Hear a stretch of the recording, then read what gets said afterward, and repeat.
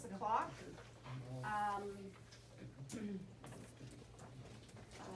All board members are present with the exception of Sean Embry and Alice Todd, who are excused.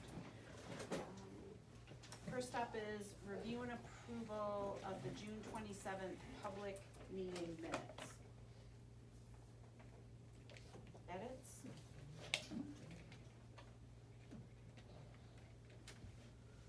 I didn't find. I had line 111.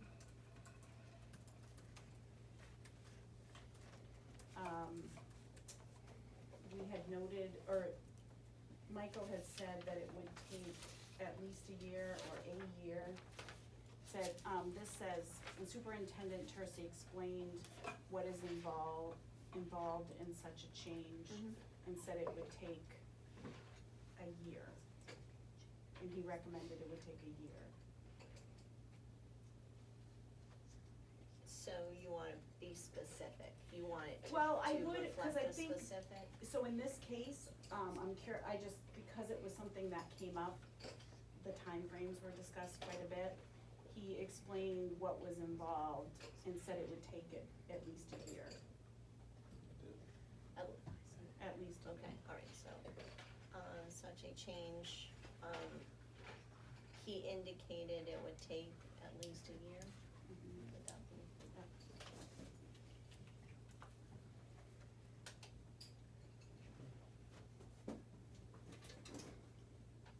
And then I had on, oh wait, sorry.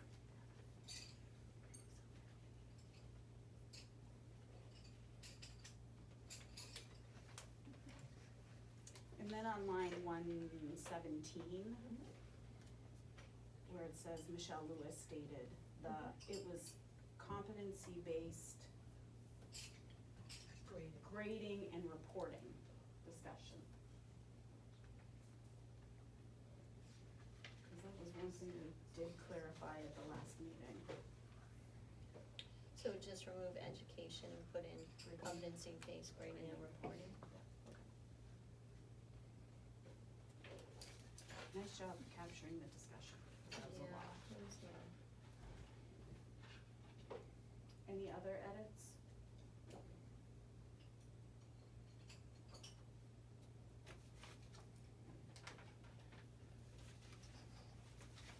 Okay, I can entertain a motion. Make a motion to accept the public minutes from June 27th with the noted correction. Second. I'm so used to just like letting you have the second. She can't. You can make the motion if you'd like. Yeah. Yeah, you can take the motion, I'll take the second. Okay, all those in favor of the motion as presented, do so by saying aye. Aye. Opposed, abstentions? Motion carries. Public communication and correspondence? Anyone from the public?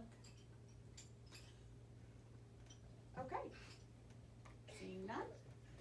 Next up is board member reports. Anyone? Mark, anything to report? No. No? Moving right along. Principals reports. So we had detailed reports in our packets, and I think every school is, Yes. every principal is here, so we have questions.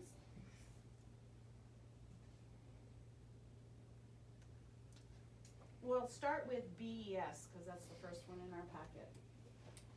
Questions for Mr. Hill?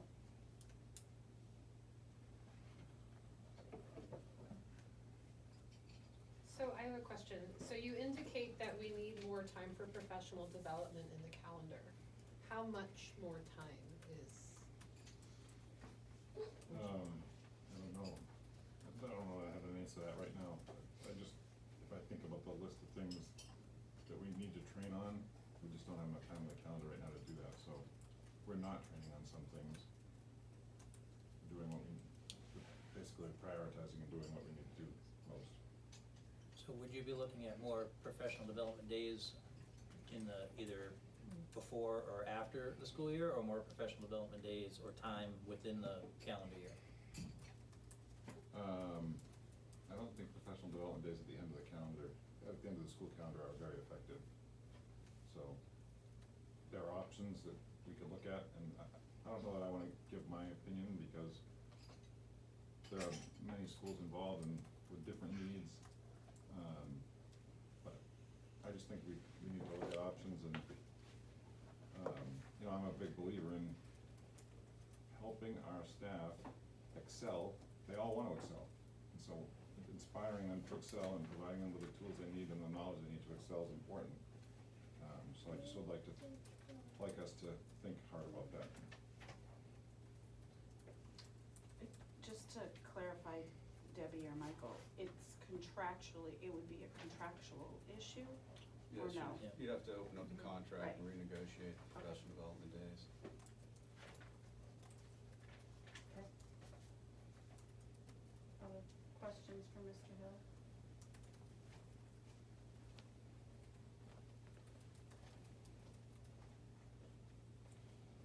I had you noted, truancy about, well, no, you didn't call staff being out truancy, cause that wouldn't make sense, but what do you do now? Is there something to address the truancy? Cause you had said you were concerned about staff and student attendance. Yeah. I just think overall when you combine staff illnesses or leave with student illnesses and leave, you know, whether it's vacation or whatever. I mean, some students miss a significant amount of time with their teacher. Mm-hmm. You know, we had, I think it was 38 students miss 10 or more days this Right. year. So, and, you know, if they miss, that's over 10% of our population right now, missing that amount of school. And, you know, if the teacher's out, which teachers need to be out, right? They have kids, they get sick.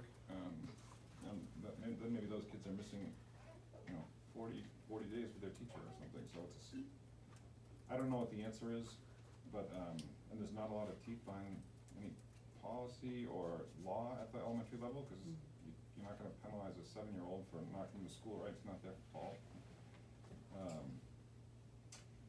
But it's just something that I wanna think about, whether we can provide better incentives or something to help get kids to school more often. And I think, you know, staff incentives is something I'm in favor of looking at as well. I know other districts compensate staff if they don't use their leave time. And it's, I mean, I think there are a variety of models out there, but some share the cost savings. I think some pass it all on to the teachers, but at the end of the day, I think it's worthwhile to look at because having the teachers in the classroom is important. So, questions, I think? So the staff aside says that there was 38 students with 10 or more unexcused absences. What is an unexcused absence? Pretty much any absence that. Like a sick, like, They could be sick and not have a doctor's note or something, yeah, I mean, some sicknesses are excused by the nurse. And I don't know exactly what she excuses and what she doesn't excuse, but, don't we not want sick people in the building spreading germs to everybody else? Like same with teachers too, if they're sick, don't they need time? yes. Okay. I wouldn't want to incentivize people to come to school if they shouldn't be. So that's why I was just a True. little confused. Yeah, I think right now we give, I don't, there are a number of problems with families and a variety of reasons why kids are out, right? So, you know, I think with staff though, we see staff have days left, some of them use them, some of them make sure they use all their days, so Mondays and Fridays are tough in the spring. So, you know, I'm not sure that it's always an illness issue. So with staff, is it like, you know, you have X amount of vacation days, you didn't use them, so you're taking days off Mondays and Fridays and the springs on weekends? You know, staff have sick days, or Okay. non-cum days, and then personal days. Okay.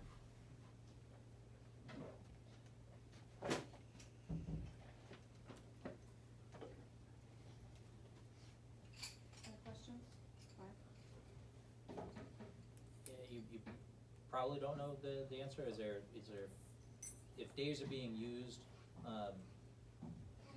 not necessarily due to, you know, illness by staff, is there a speculation as to, you know, as to why, is it, you know, is it exhaustion, is it burnout, is it, you know, feeling of lack of support, or, you know, is there any speculation with that? I mean, cause depending on what the answer is, if they're getting support or what they need, you know, in other ways, then you may see that issue, you know, drop by the wayside. Yeah. It's hard to speculate on that, obviously, I don't know why everybody takes days off, but. Right, okay, yeah. It's just odd that those 2 days in the spring are issues every year, you know?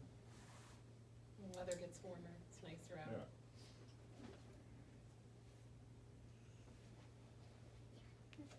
Anything else for BES related to the principal's report?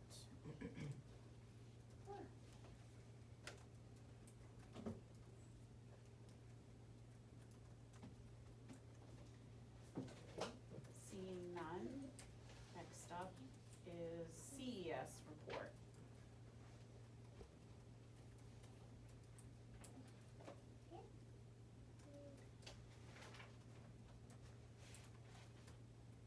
So I have a question. Okay. So you noted that particularly the interventions for ELA, English Language Arts. Mhm. Do you have data around your math? Cause you note in here that CES learners would benefit from the hiring of a math tutor in the near future, but I'm Correct. not sure I see, like, do you have data that you would be So- able to share with us? No, because this data is based on the fact that we do have a reading tutor, Right, and this is what was accomplished with the reading tutor. We were piloting something at the school in an informal basis that would provide some support without a tutor with existing staff called Math Lab. mhm, And that was being piloted and run by Richard Bergskog. Yeah. So we have not been able to do as much with any type of formal math support. And I could certainly put together data showing the need, but it's not part of this current report. yeah, I guess for me, as I look to budget season and what our students need, I would like to see some data if this is a need, like what data do we have to support the need? Absolutely. So that's Um, definitely my next step. We have the state testing Right, as well as information from the Eureka Math modules, IXL, Zern. We have a lot of different pieces. We would need to put that together. But, you know, the need for math is just as great as the need for reading. And we historically haven't had a math tutor as part of our staff. I have a couple of questions. Yep, sure. So it says 17% of students were able to exit from receiving tier 2 and 17% of students are referred to tier 3. Are those the same students? No, students who were exited were students who closed the gap. So you wanna see that number really high. Okay. The goal of intervention is to close those gaps so that the student, doesn't need tier 2 support. And then my next question is, you said 24% of the population received reading interventions. Do you know the grade makeup of those students? Every grade level is represented from K to 5. Do you think that, you know, maybe 3 through 5 need additional support? We looked at, a couple meetings ago, programs coming for the lower grades, and it was determined that the higher grades at CES didn't need them. So I think part of it is, we're still making up for the COVID gaps. And so the number of students that the reading tutor is servicing is increasing as she works with more older students to close gaps. We also are fortunate to have a regular ed program in the summer, this year and last year, which we don't typically get to have at CES because we're not Title I, but we have the grant funding. So we have 2 programs right now, the ESY, but we also have the regular ed program.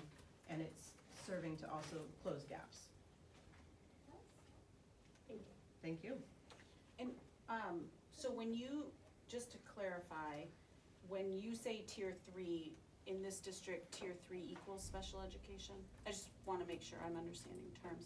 Not necessarily, but in this example, those students all went to tier 3 support, which for those students equated to special education. Okay, I just wanted to, so, just cause the way it worded here, I just wanted to make sure I knew.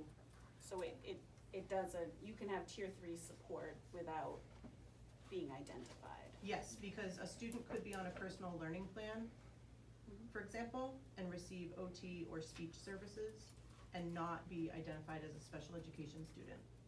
But all of these students went to special education, and that's why it's in parentheses to clarify Yeah. that point. I'm more just thinking, just bear with me for a second, cause it's about the types of support. So if you have a student who struggles in tier 2, so you recommend for tier 3, so more intensive support, student doesn't have a 504, a learning plan, they're just a student, cause all of our students are students first. That doesn't have to be a referral to special education if you don't believe the student has a disability. At that point, well, actually, we speak to parents all along the way. Yeah. So as soon as a student is recommended by a teacher for tier 2 intervention with the reading tutor, the parents are looped in so that they can give their consent and any thoughts they have regarding their student's progress. We would do the same if we feel they're struggling at tier 2 and decide as a team which yeah. way to go. Generally, it does result in a referral because then you have that bigger discussion about where to go next.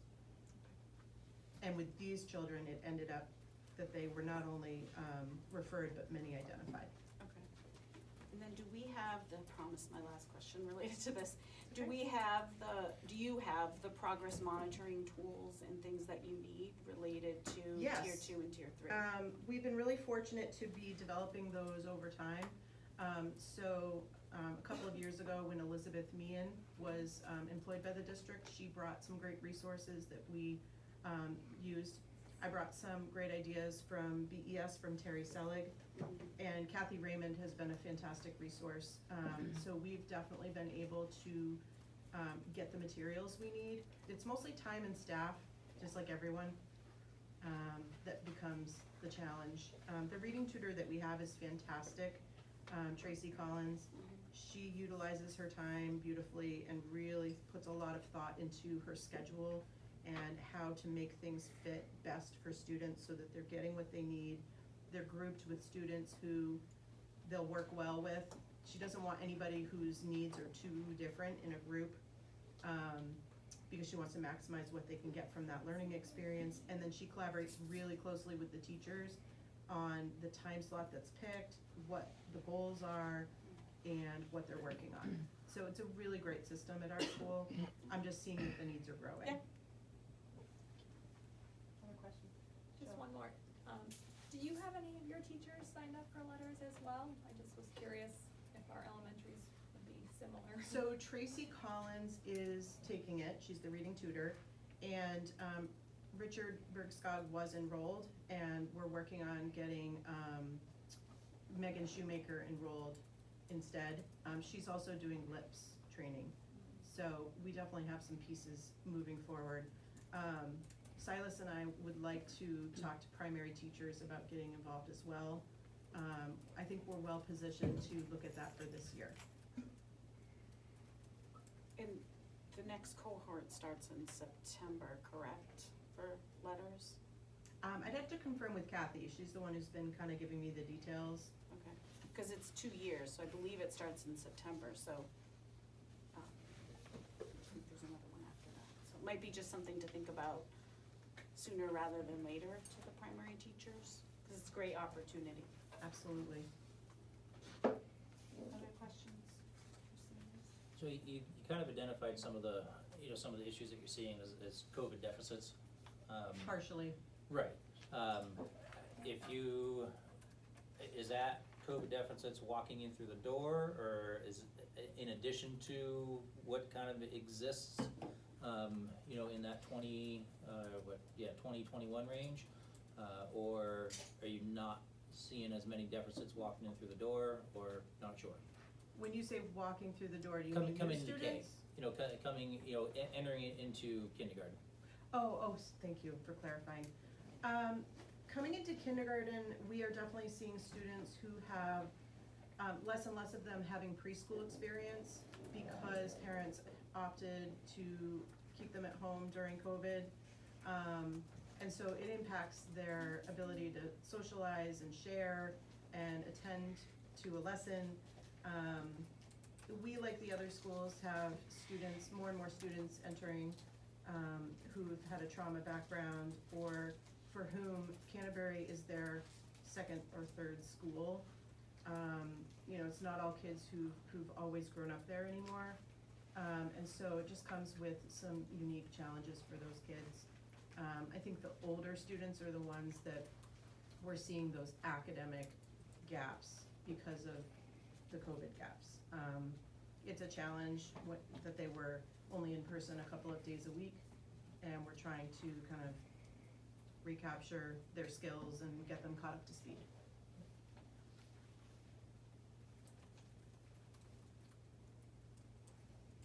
Any other questions? Ms. Cho? Okay, next up, BMS.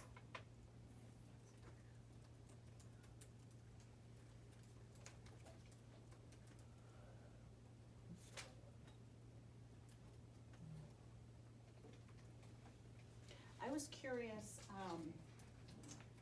how your attendance was at the new student night at BMS, cause we had heard Yeah, it was from. great. Oh, good, Yeah, 'cause we. outstanding, okay, actually. Mr. Finch. We always couple that with a visit to the elementary Yep. schools in the morning, and, we had a spaghetti dinner, and, Yep. it was- High attendance, Yeah, which it's is great. what, I think Mr. Finch had told us he had very high attendance for the Yeah. Incoming ninth graders, so, It was the highest we've seen. yeah. It wasn't close. I think almost every incoming freshman was there. Nice. And Yeah, I would you're agree. seeing that same, We had to cook more spaghetti, Oh, 'cause, great problem. it was a yeah, lot. that's a great problem to It was have, good. okay? Any other questions for?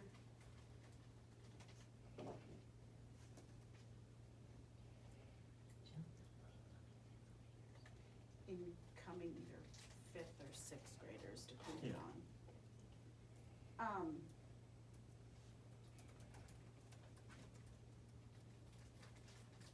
Anything else from Mr. Wolf? Okay, that's all the questions people have. Guess for I can- you. I guess I have one question, but it relates to the two elementaries and the middle. And it's not discipline related, I don't think, but, Mr. Hill talked a lot about multi-tiered system of supports and the focus and the things like that, and Mrs. Chubb talked a lot about the SEL pieces, so I'm curious how it's going across the district with the implementation of MTSSB. I'm sorry, multi-tiered system of supports for behavior in particular. I would say at the middle school, we have worked on a document that we Right, shared with the shared here, board yeah. several years ago that we keep adding to in terms of, the different, we call it the menu, of supports at each of the different tiers. And, our tier 3 behavior support program with the Able Room is really shaping into a program that's supporting a lot of kids. And, we'll have almost double the size of that next year with the incoming group from BES, which is good. We have the pieces in place, I think, to support those students. We've seen significant increases in,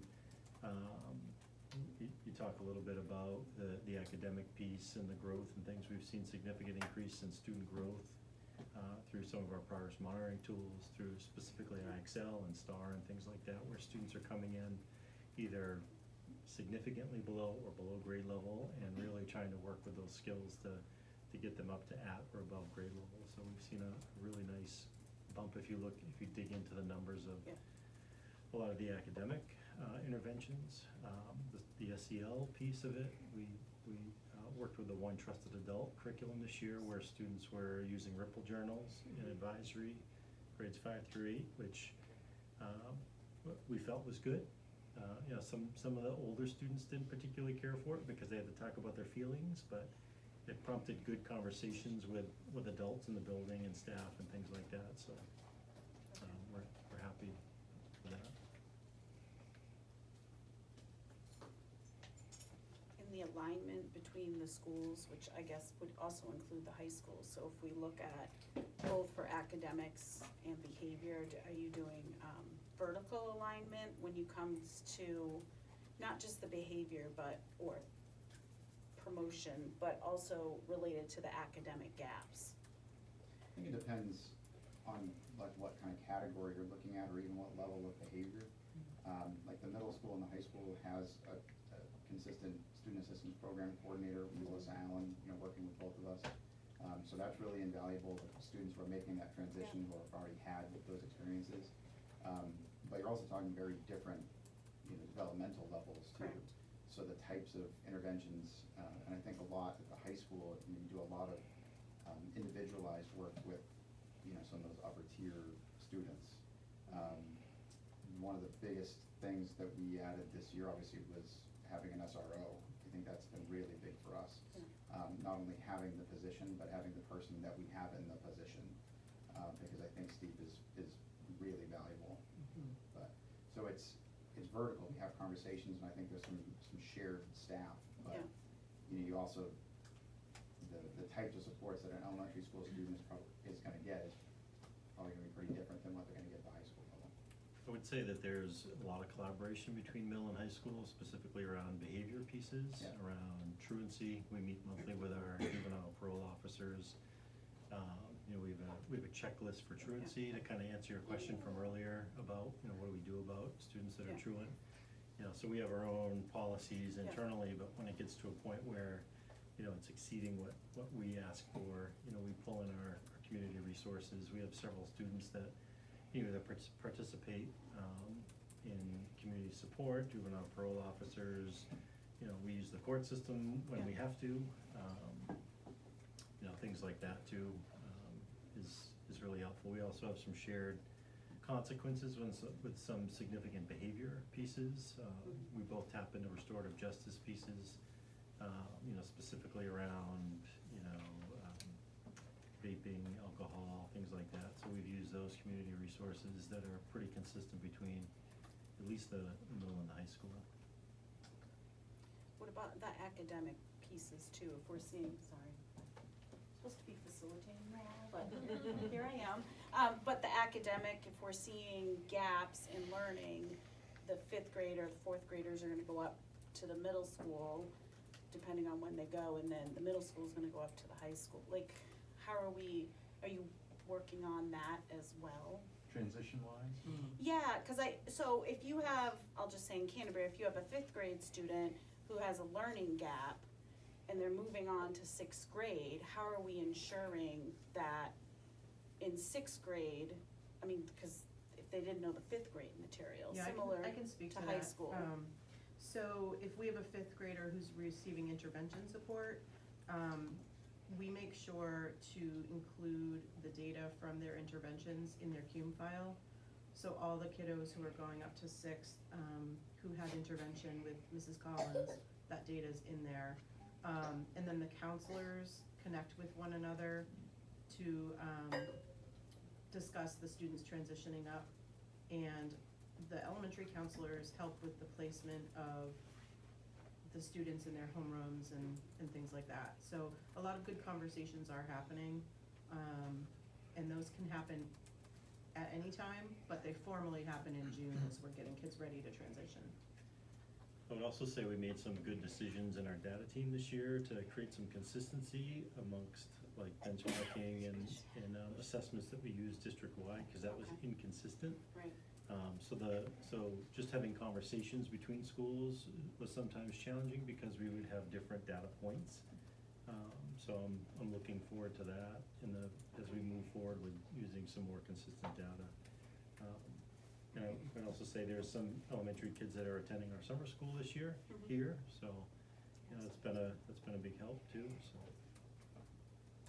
And we're doing summer school for, I'm gonna say all kids, but those even who, it's not extended school year for special education, it includes anyone who may A need little or bit of want. everything, I think. I mean, Yeah. I know there's credit recovery happening, That- there's right. regular summer school, there's extended school year for students, you know, so Okay. I think that's across the board.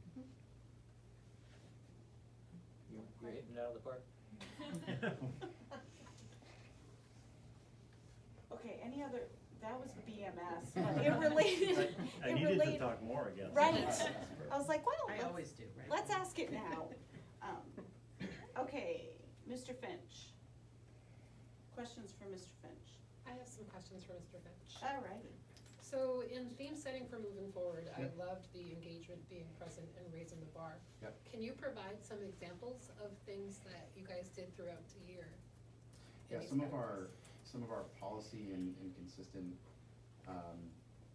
you know, even like the common course outline, so every teacher uses a course outline that has certain things that they have to put in there, and then they can, you know, choose their own adventure in some of the sections. One of the things that, and it's alluded to in a couple of different spots in here, that we did was really amp up the digital distraction policy. That was a big one. Kids were just disconnected, they're on their phones. As much as it sounds like oh my God, kids are on their phone, everybody talks about it, it is an issue, like epidemic, like it's awful. So if you look at the discipline data as well as in my principal's report, we had hundreds, almost 300 total, digital distraction violations this year. And that led to a series of growing consequences for students. And that, you know, is not only raising the bar, but it's also, you know, trying to provide students more of a structure, I guess, to stay engaged and present in the classroom. Raising the bar also took place when it comes to raising what our credit recovery floor was from the 1.75 to the 2.0. Thus far in summer credit recovery, that's actually really shown to prove dividends. Students are coming in there without, you know, monster learning gaps, and they're actually able to attain the credits. We have a few students who qualified in more than one course in credit recovery, and because they were, you know, in the 2.0 to the 2.49 range rather than all the way down to 1.75, students are already proving that this is a structure that they can be successful in, and kids are earning credits. Literally every day, kids are completing recovery and earning the credit and you know, starting their summer vacation. It's great.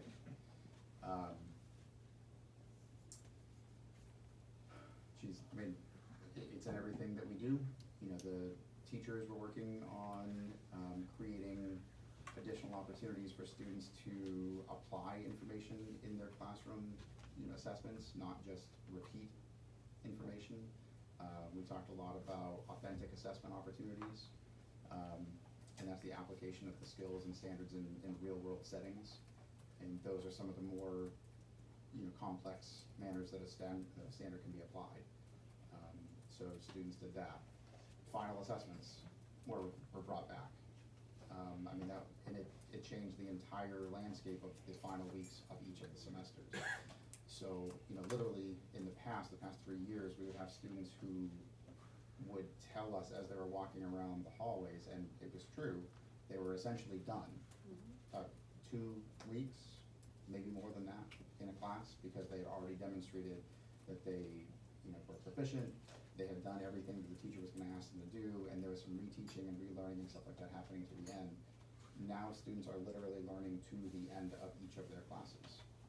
The last days of school are spent doing cumulative assessments.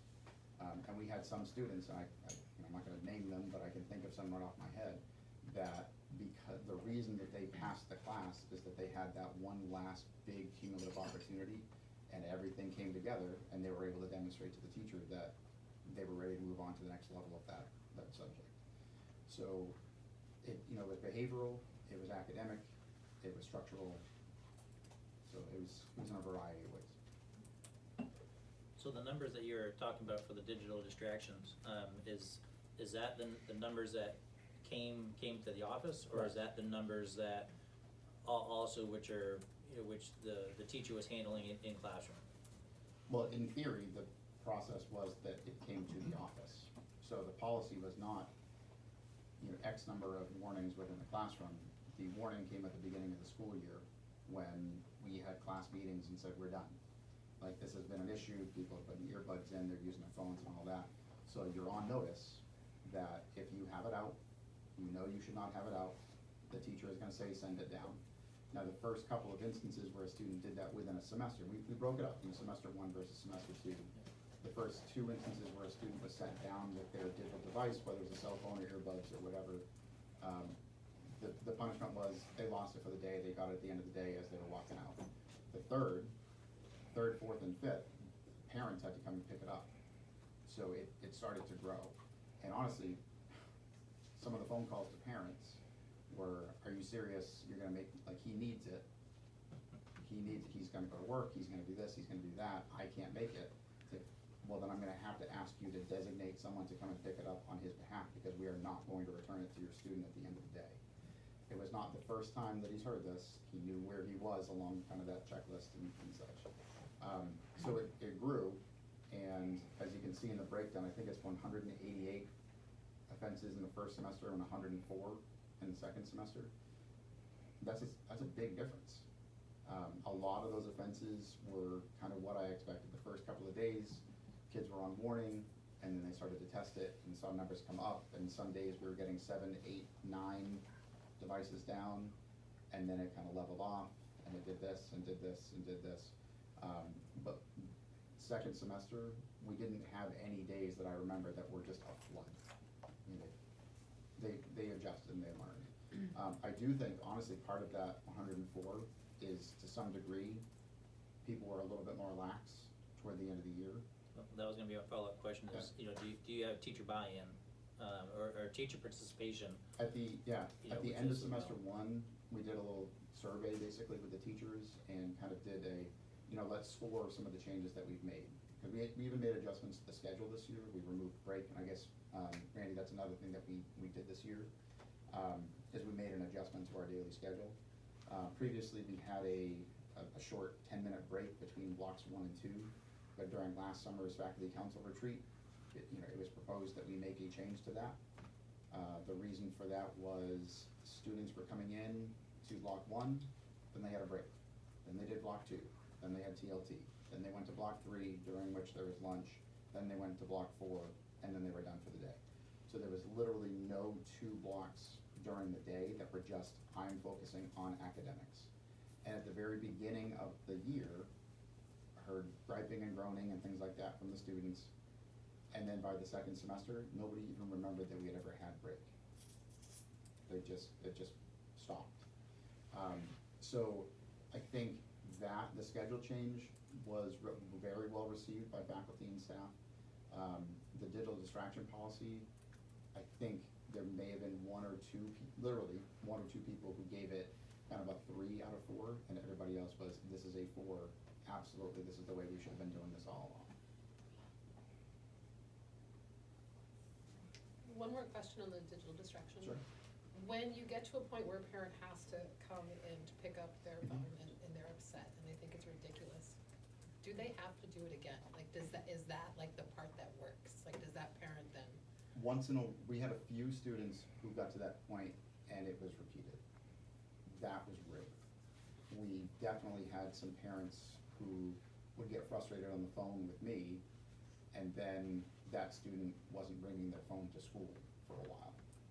Because I am not getting another phone call, I am not leaving work to come get your cell phone, this is ridiculous. And so, I mean, every administrator who's sitting in this room has been on the phone with people who were frustrated about things that we knew full well were not something that they were actually frustrated with us about, Right. but we were the one making the call. So yeah, people would get frustrated about it, but we knew the frustration was that, here we go again.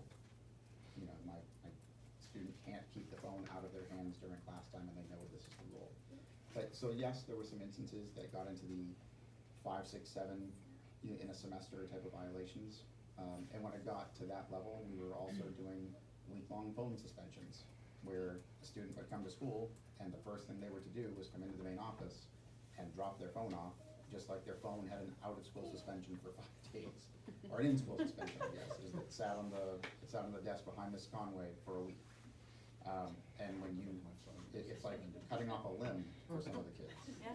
So, you know, we tried to build a policy and a practice that, you know, strike one, strike two, like, this is the last one, you gotta keep this in mind, and all of a sudden, your parents are getting involved, you're losing at the beginning of the day, through the day, and it was working, I believe it was working.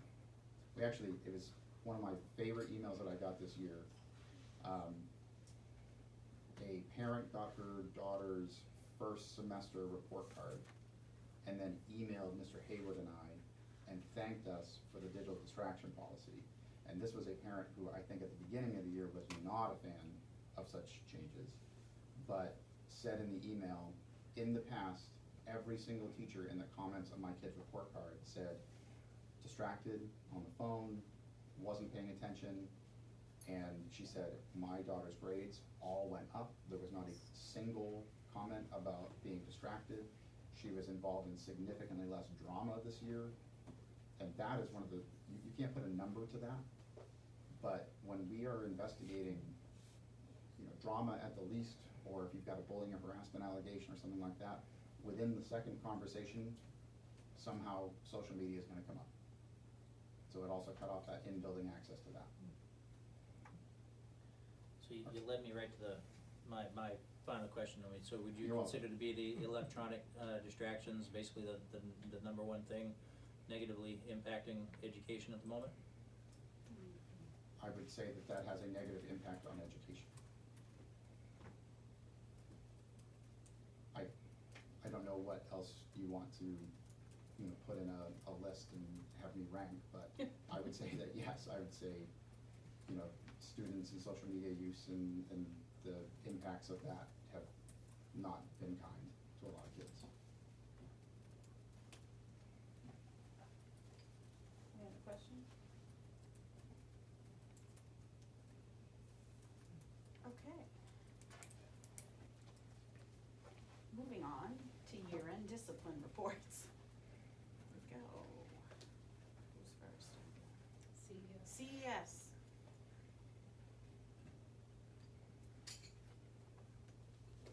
Questions for CES?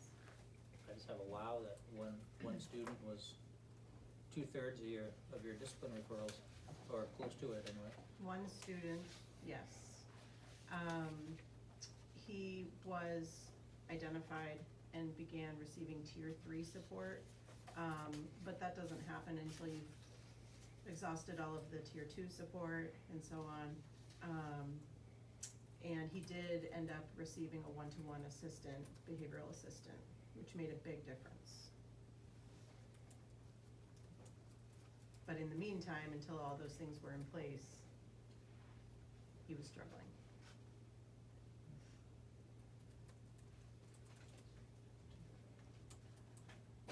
Last year, there was like 96 for one student.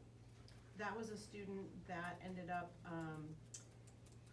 going into the ABLE program at BES, because we exhausted all of our tier 2 and tier 3 supports and determined as a team between the two schools that that was the best placement.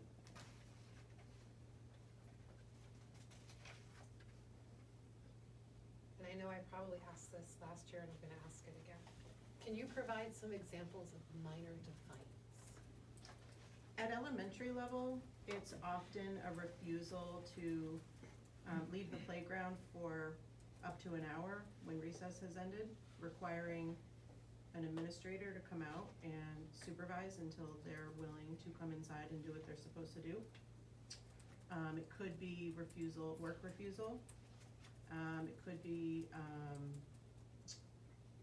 the class is now moving to this other area and they're continuing to do different things to hold up the process for the whole class. Those are some examples at elementary that we see. So let me just make sure I got this right. Like a child could be at recess ends, everybody goes back in, and they just stay outside. Correct. And the duty staff radios me, and I know this happens to you. It does, I was Um, out there for an hour and a half. Yep. In a couple weeks before school, yeah. And we'll go out and everybody else goes in and has their class and we supervise that student who is refusing to cooperate. I'm assuming, and I feel like horrible even saying this, but you tell the student that they have to go inside. Mhm. It's not like they're just supervised. No, they know they're supposed to come in, you follow the different protocols, they have to make up the lost learning time, usually at their next recess. But we have some friends that struggle to learn the lesson and it takes a lot of times of this happening before they realize, oh, I have to owe that later. It doesn't click for a while. It's really fun when it's raining. Or And cold. like, are they just like running in circles, like burning energy, or? Depends on the student, Sometimes they'll just sit right above the slide and the little structure and just, I'm not going anywhere. Yep. And if you go up there, then they run, and Right. they'll run to a different area, so you have to kinda, just kinda Supervise. corral them into the, because if you do try to go get them, they will move, but then they'll move in a more unsafe correct. situation. That's what usually happens. Yeah, Same, yeah. same, yep. And It's that's definite- minor defiance. It's definitely frustrating. That's minor defiance, was Randy's question, or is that? It depends on the circumstances of the situation. I would mark that as major defiance. It depends on the Depends, circumstances. yeah. I've had a child who comes in within moments, that's Yeah, going to be minor. But it required me to go out and respond, so it does get noted in the system. Something where it's an hour, obviously that's an extreme example, and that would be a major defiance. If I had to call a parent, if I went Sergeant Joe Friday and said, hey, look, here are your choices, right? If one of those choices is, I'm going to have to call mom or dad at this point if you don't comply with this reasonable request. That would be an example of major. In middle school, not to interrupt, it's not dissimilar. A lot of it is work avoidance, a lot of it is those types of social situations where the kid's in front of their peers and is refusing to comply with a teacher. Hey, Mr. Saunders, could you bring it down to the calf, help me out? Similar, if we can get that student away from their peers, you know, in a reasonable amount of time and get them back on track, it's a minor defiance. But if we have to escalate into really giving a tough choice for a kid, Well summarized. Jeff, you had a question? Do these kids repeat this after you tell the parents about this, or? the next day, Yeah. it's possible. No. Any time that we document something in our system at CES, we're notifying parents. We're letting them know that we've had an I guess my incident. question is, are parents helping correct this problem, or? Some are engaged with that and some aren't, it depends on the family. 'Cause I know if I got that phone call with my child. Thank you. What is the reaction that you get from parents? It depends on the family. We have folks who are apologetic and they wanna know what they can do to support us. Or they say, you know, I'm seeing the same thing at home and I don't know what to do either. We hear a lot of that. Some say that it's worse at home, Mhm. so you're lucky. No, that it's Right, no, that's that all it's they not as, did? yeah, exactly. Yeah, Like, yeah. I think they're sometimes overwhelmed and frustrated because they don't know what to do. Yeah. Do they ever like push back and think that it's like it's just, you know, a kid being a kid, or? Yeah, sometimes, and I just try to explain that, we don't want to have this impact their child's learning, their child's social connections with peers, because, you know, that does start to become an issue when students are noticing this other child is constantly not doing what they're supposed to be doing. And it can impact the classroom and school operations. So we just try to make sure people understand, you know, we're not trying to be nitpicky, we're not trying to, you know, tattle on every little thing, but this is a concern and we want you looped in as the family on what we're working on at school and how we're supporting them, but also holding them accountable.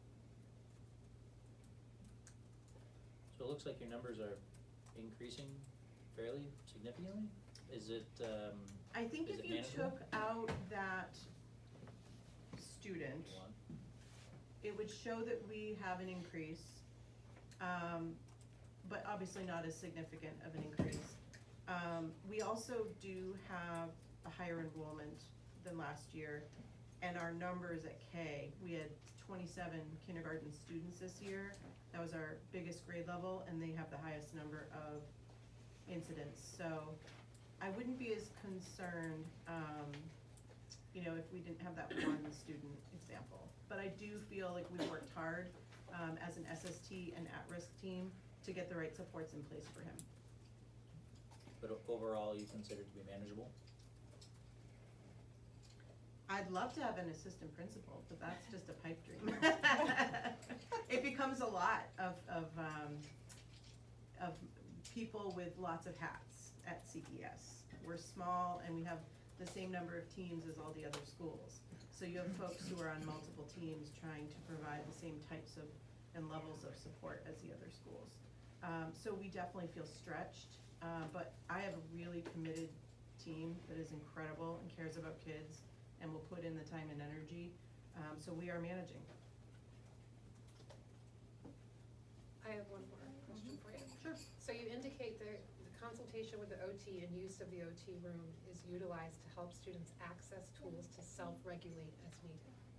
Do you feel you have the adequate tools and spaces in place for these students? So, part of what I discussed in my principal's report was the 5th grade class gift. If you saw those photos of the mural, that was in our sensory room that we've been expanding over these last couple of years. And we really wanted to put that in place because of two things, the increasing student needs overall, but also the increasing tier 3 needs.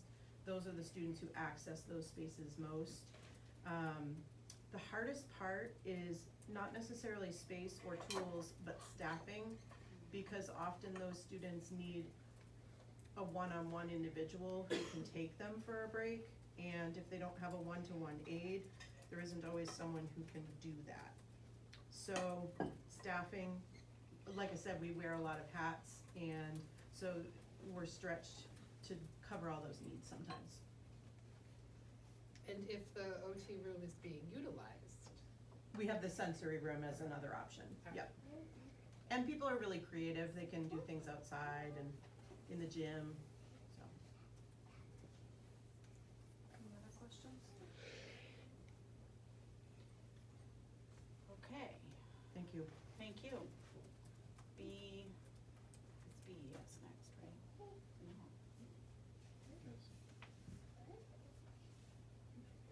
No. It's Belmont Middle's next, in the packet, it's like. Okay, Great, thanks for having me. thanks. All right, have a good night. My pleasure, of course. Anything you want, we'll can ask questions, but You anything.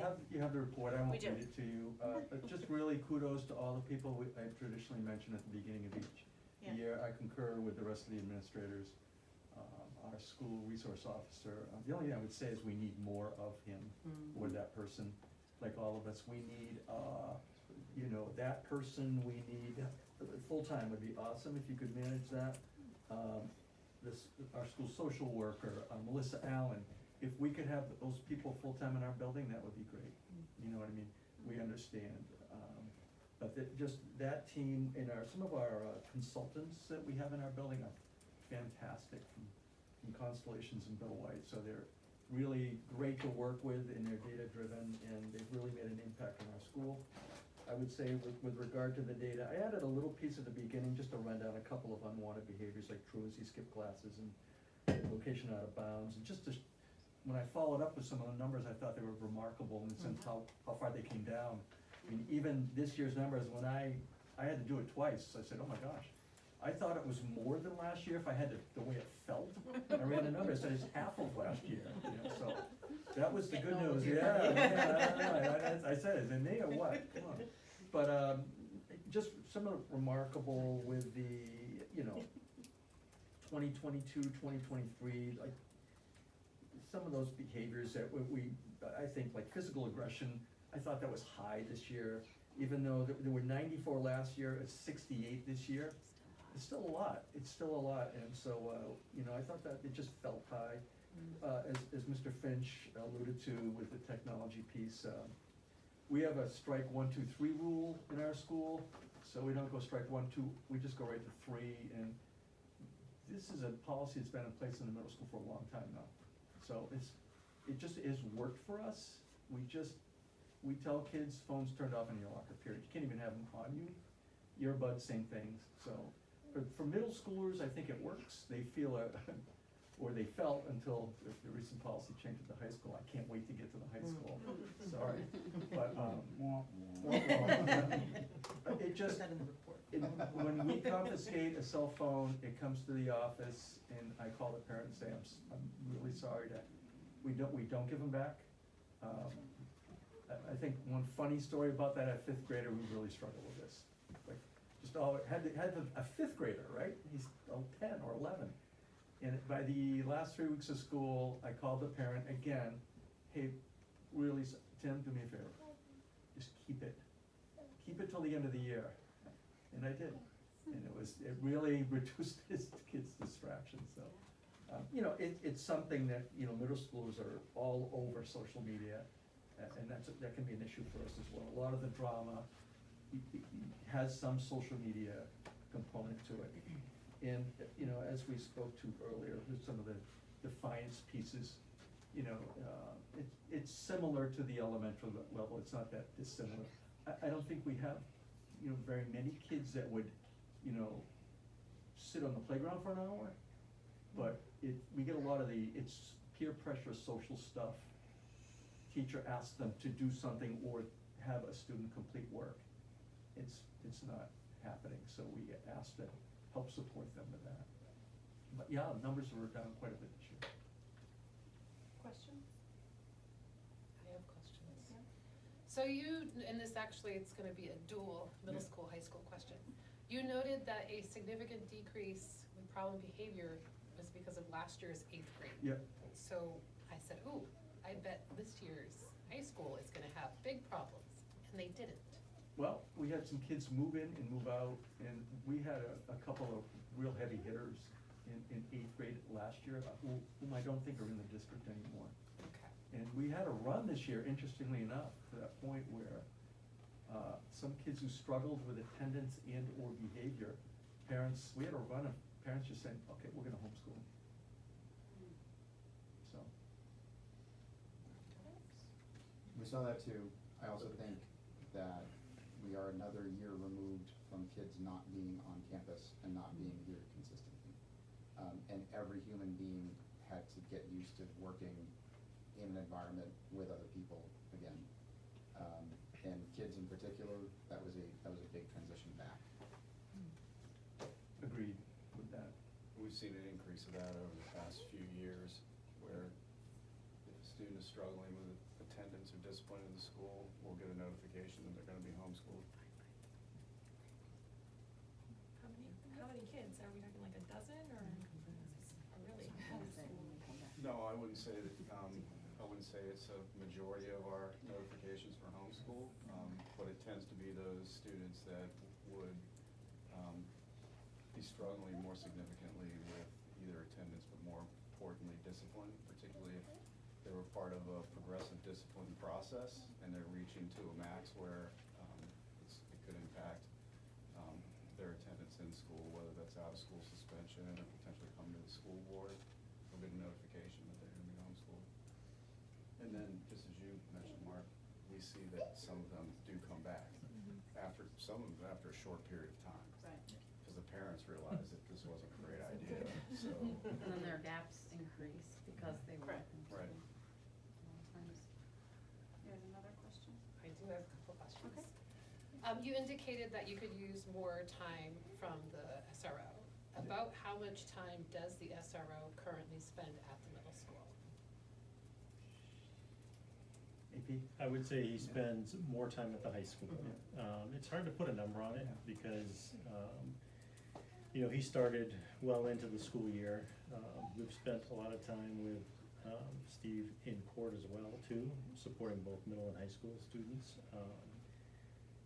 I would say, I don't know, a third, 2/3, it would, I think, maybe. It's probably about right. Yeah. I think initially, if I may, Steve really did a nice job getting to know Yeah, absolutely. both campuses and kids, but I think just naturally, some of the needs lent themselves more to the high school. As And- Aaron was talking about at CES, we had a couple of individual scenarios that led to a lot of his attention at high school. And that's good, because when we talked about the SRO, like, we talked about all the schools, Right. including elementary schools, like, building that relationship while they're young, Yeah. before they're. I think he's done a really nice job with that. Yes. He has some standing appointments with all of us, like he attends our at-risk meetings and things like that, so, if something significant comes up, he makes an appearance, I can say, at least at our school, a couple times a week at least, and if we ever need him, he comes over. And I'd really like to say, it's not just that we now have an SRO, it's who we have in that position. Agreed. Like, Steve is really good. I We're- definitely we are agree. very And it sounds like fortunate he's to have him. supporting the elementaries, I'm watching head nods. Yes. For our adoring public, if they can't see it. I'm seeing the elementary school folks. We don't see him a Yeah. lot, but You don't see him a lot? We did initially, he made an effort to reach out and get to know us and our staff, but Okay. it's understandable, we don't have that level of need that middle or high school would have. But preventative wise, as you talked about truancy, Yeah. it made me think of, Yeah. how he might be able to help relationship wise, I don't mean the other way. He was in our building, at least a handful of times in the short time he, was with us this year. I was really pleased with the amount of times he came in. He visited every class and introduced himself and talked to the kids, and, they loved that. They were quizzing him on his favorite food, favorite movie, elementary, Yeah. favorite this, favorite that, favorite color. Very important, hard-hitting stuff. But he made a point to come and visit at lunch or recess. He really liked the Gaga Ball pit. He's come to a couple of assemblies. He's been visible in a way that I'm pleased with. And we'll continue to partner, so that continues. Good. Other question? One last one, and it's just more of a comment. So, Mr. Saunders, although you mentioned the decrease in students that were a result of behavior, I have a middle school child who is convinced that there are secret passages that you access. Did I because tell them that? They said that you. It's something that could have come out of my mouth. You pop up everywhere. That's good. Oh, that's good. They said you see everything, you pop up everywhere. Wow. It's funny, Fantastic. it's funny. I want that. Thanks. Walkie-talkies are busy here, as they are in the other schools, so. Gotta put that in the minutes. Yeah. I tried to tell him that all kids, like, you've been doing this so long that kids probably have Yeah. tells. Yeah. I said, you probably don't even realize you're about to do something, but That's you right. do something Where's that Saunders? he's Where is seen he? 1,000 times So- I before. can feel him. Tim Saunders confirmed Yeah. that our Passages. Highest praise right there. It's a rush coming up out of that lift Anything else? Okay, now BES. Anything you'd want to say at first? No, it's all in the report. Yeah. It did go down a little bit, our referrals, but, the defiance, usually it was physical aggression that was highest, but defiance was higher this year, so. Just a lot of non-compliance to work avoidance and just. So, when we were getting your update, you mentioned that in the spring on Mondays and Fridays, staff tends to be sick. When I look at the average referrals per day, it gets significantly higher for discipline reports in the coming of the spring months. Is it possible that there is a correlation between, it's getting warmer and kids are, getting antsy and going around, and we have all these increased behavior issues, and then teachers are like, I need a day. That's certainly possible. Or is it because the It's teacher's also, out? that it's also the, yeah, cause So they're it's- sub and they're probably not used to them, so I've gotten a lot of calls when they're subs, sometimes they're not, the expectation is different, or the sub doesn't respond the same way as the teacher, so that can cause some. Yeah, February and March, it's average of 10 per day, drops to 9.6 in April, and then lowers in May. I think it's that they've also been inside, that February is really hard. Yeah. You know, they don't really, it's cold, it's dark, or makes a difference. What warrants an out-of-school suspension in the elementary school? Usually it's physical aggression if they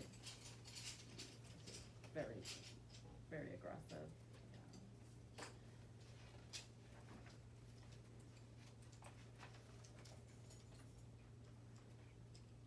We haven't used out-of-school suspension as much.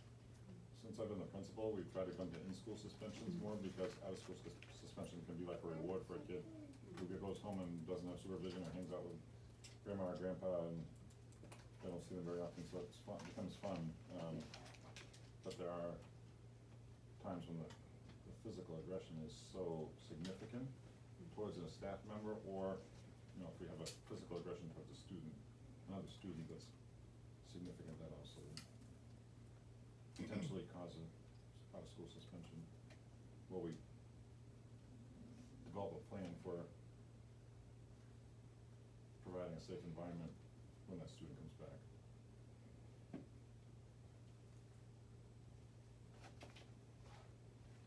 Additional questions? Okay. BHS. Aaron skipped the meetings. I know.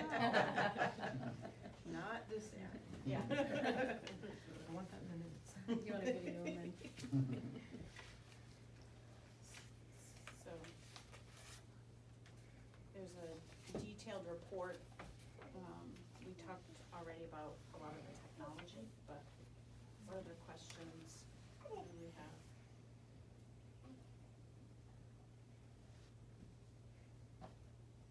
Adding our behavioral support monitor has been big. Having a space in building where somebody can monitor a student who is exhibiting unacceptable but not necessarily unsafe behavior, to limit our out-of-school suspensions and create you know, just like Ben is talking about, you're talking about an elementary school kid who has fun outside. A lot of high school students, if they are out of school suspended, they're not being monitored at all outside of school. So they're probably doing whatever they feel like doing for the majority of that time.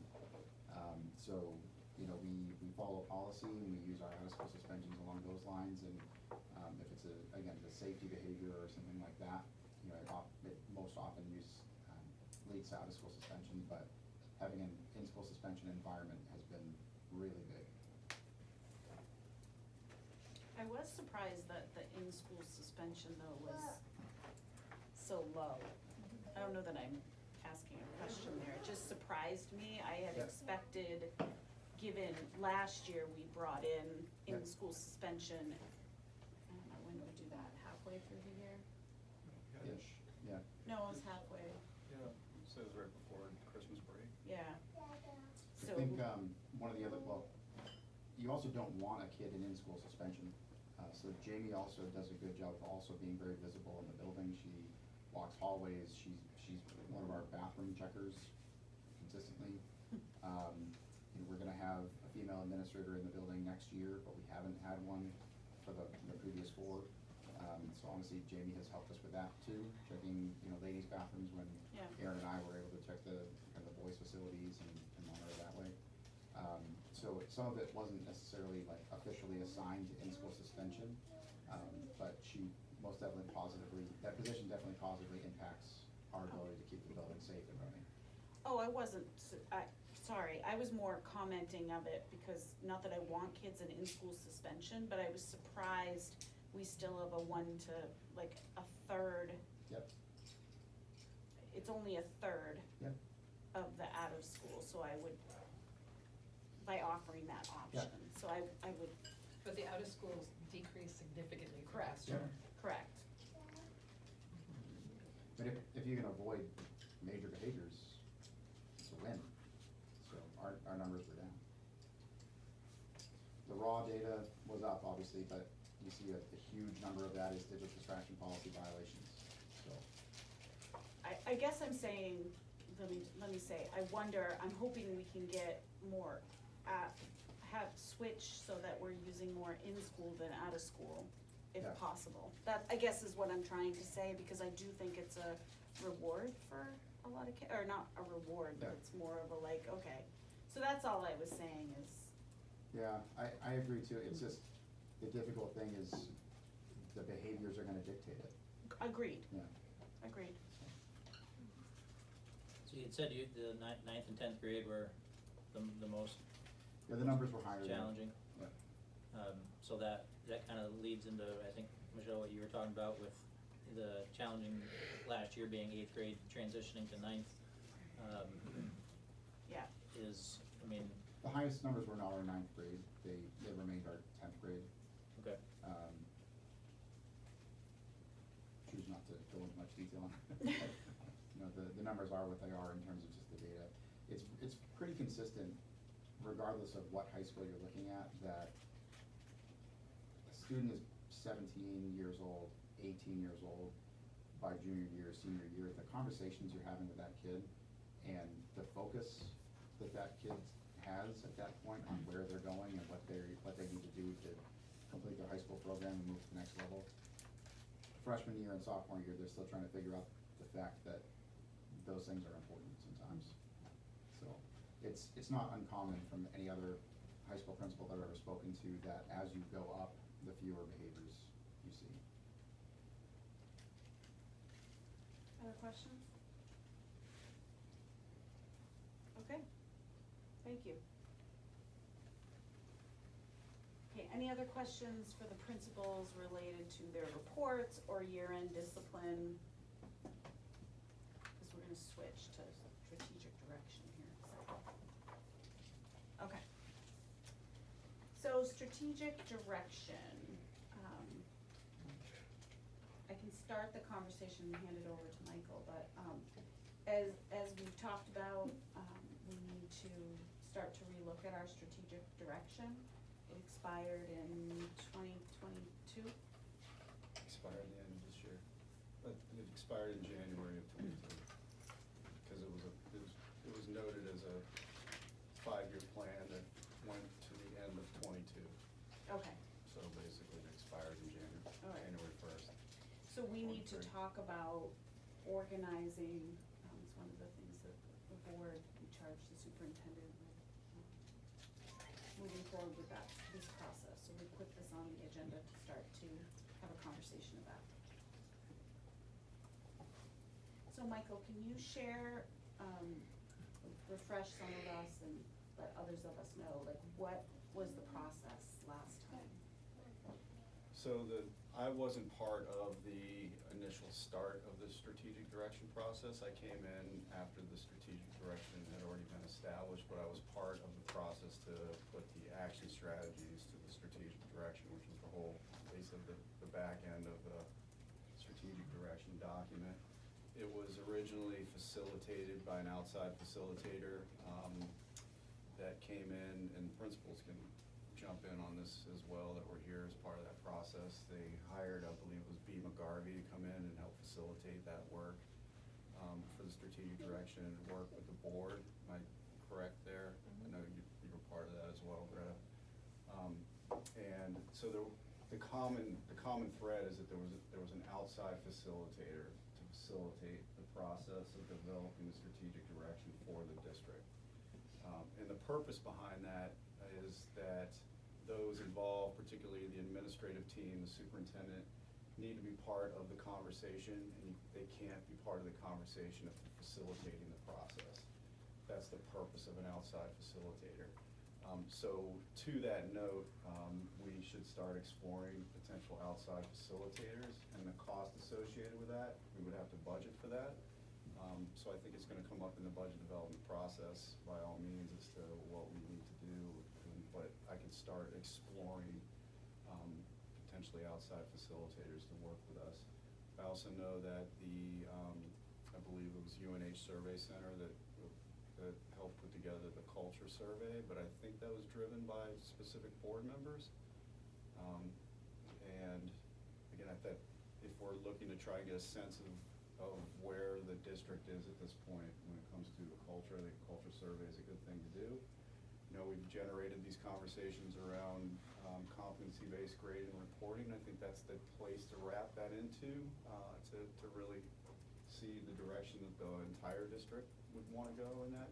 I think that'd be part of it, but I think the next steps would be exploring outside facilitators and the costs associated with that, and just have at least, if not one or two outside facilitators come in and talk to the board about what that process would look like in general.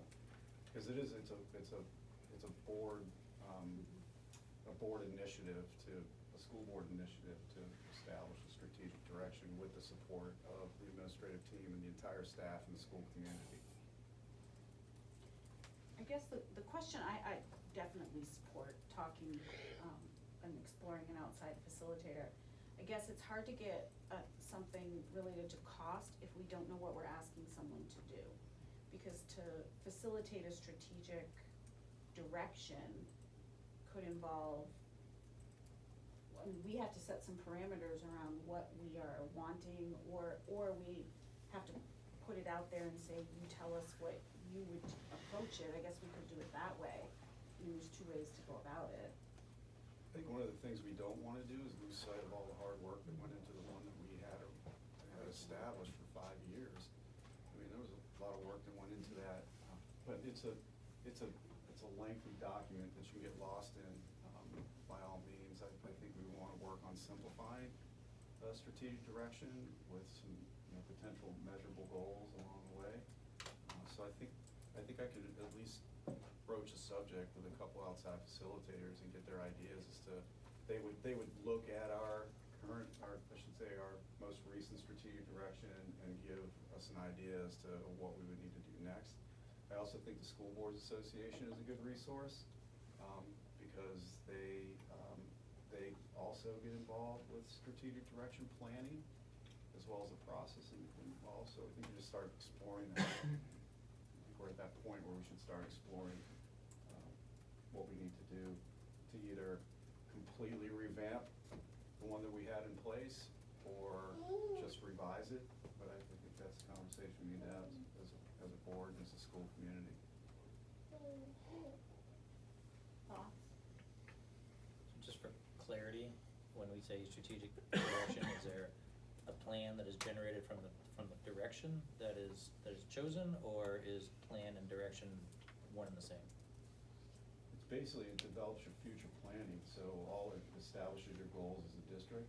So if you're looking at it from a 5-year perspective, let's say our strategic direction was for a 5-year perspective, all of your decisions that you make throughout that 5 years should be tied to the goals that you establish in that plan and that direction, because that's what it's for. It gives you the direction for the next such and such years.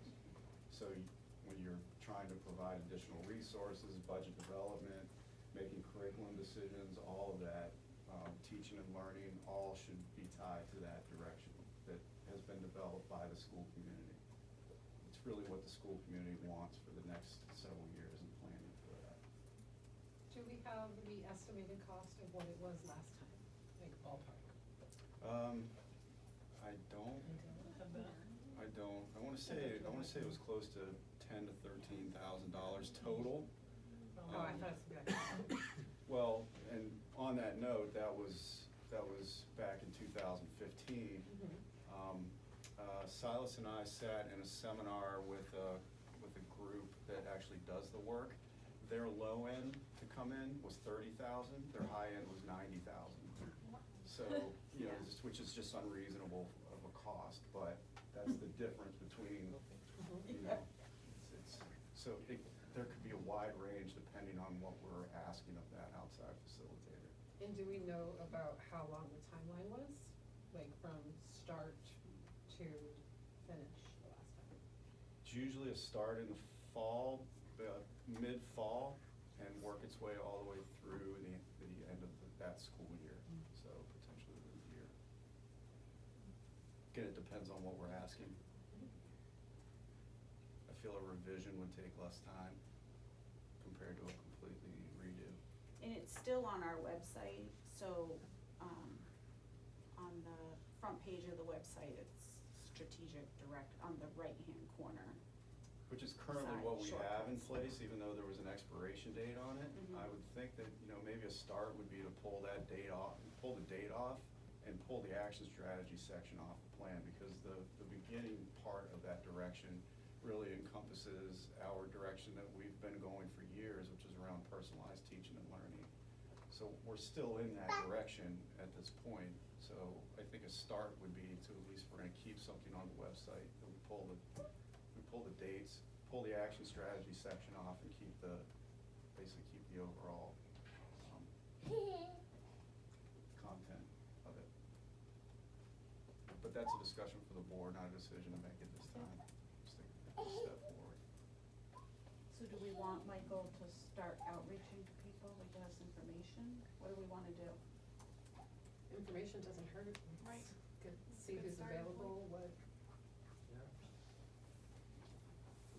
Find out who does it, how much they cost. Right. So if you can have some conversations with different people about where we're at, what the.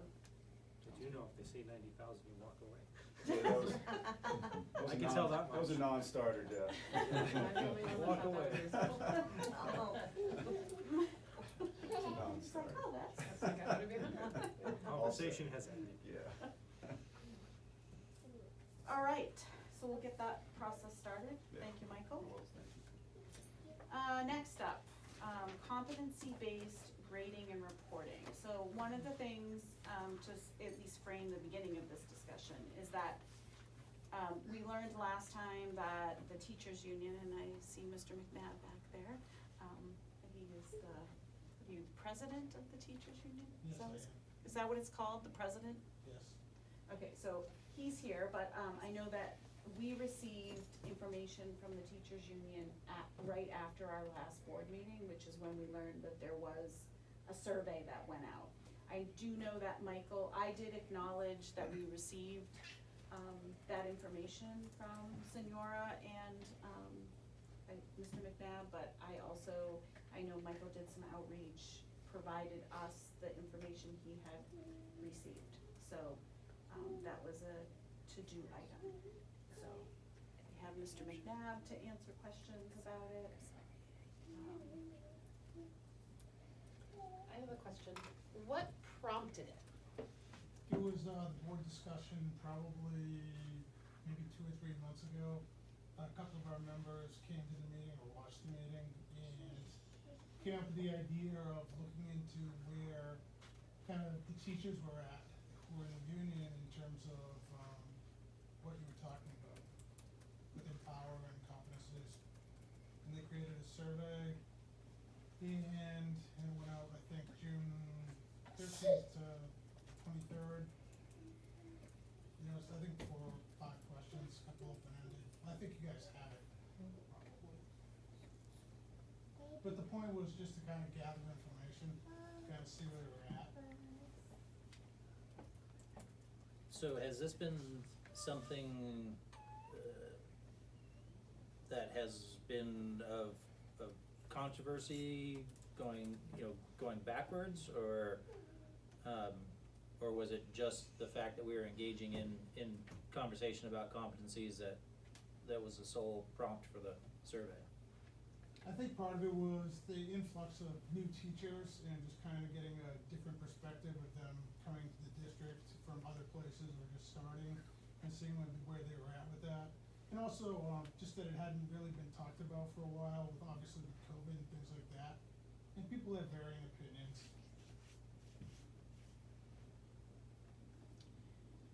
I don't know if you can answer this, but it received 68 responses. Is that what it is? 67, I think. 67, and there's 124 teachers. Are we allowed to know how many, members there are in the union? I think there's 82. Okay. It's gonna be different because every year. Right, I know people it sign up. ebbs and flows. Somewhere around there. So roughly, if we think 82, that, and it only went to union membership, Yes. so that would be whatever 124 is minus 82. I did not graduate from BHS, otherwise I would know that. 42. So, I'm just saying, just so we know of the responses, it only went to those teachers that are in the union.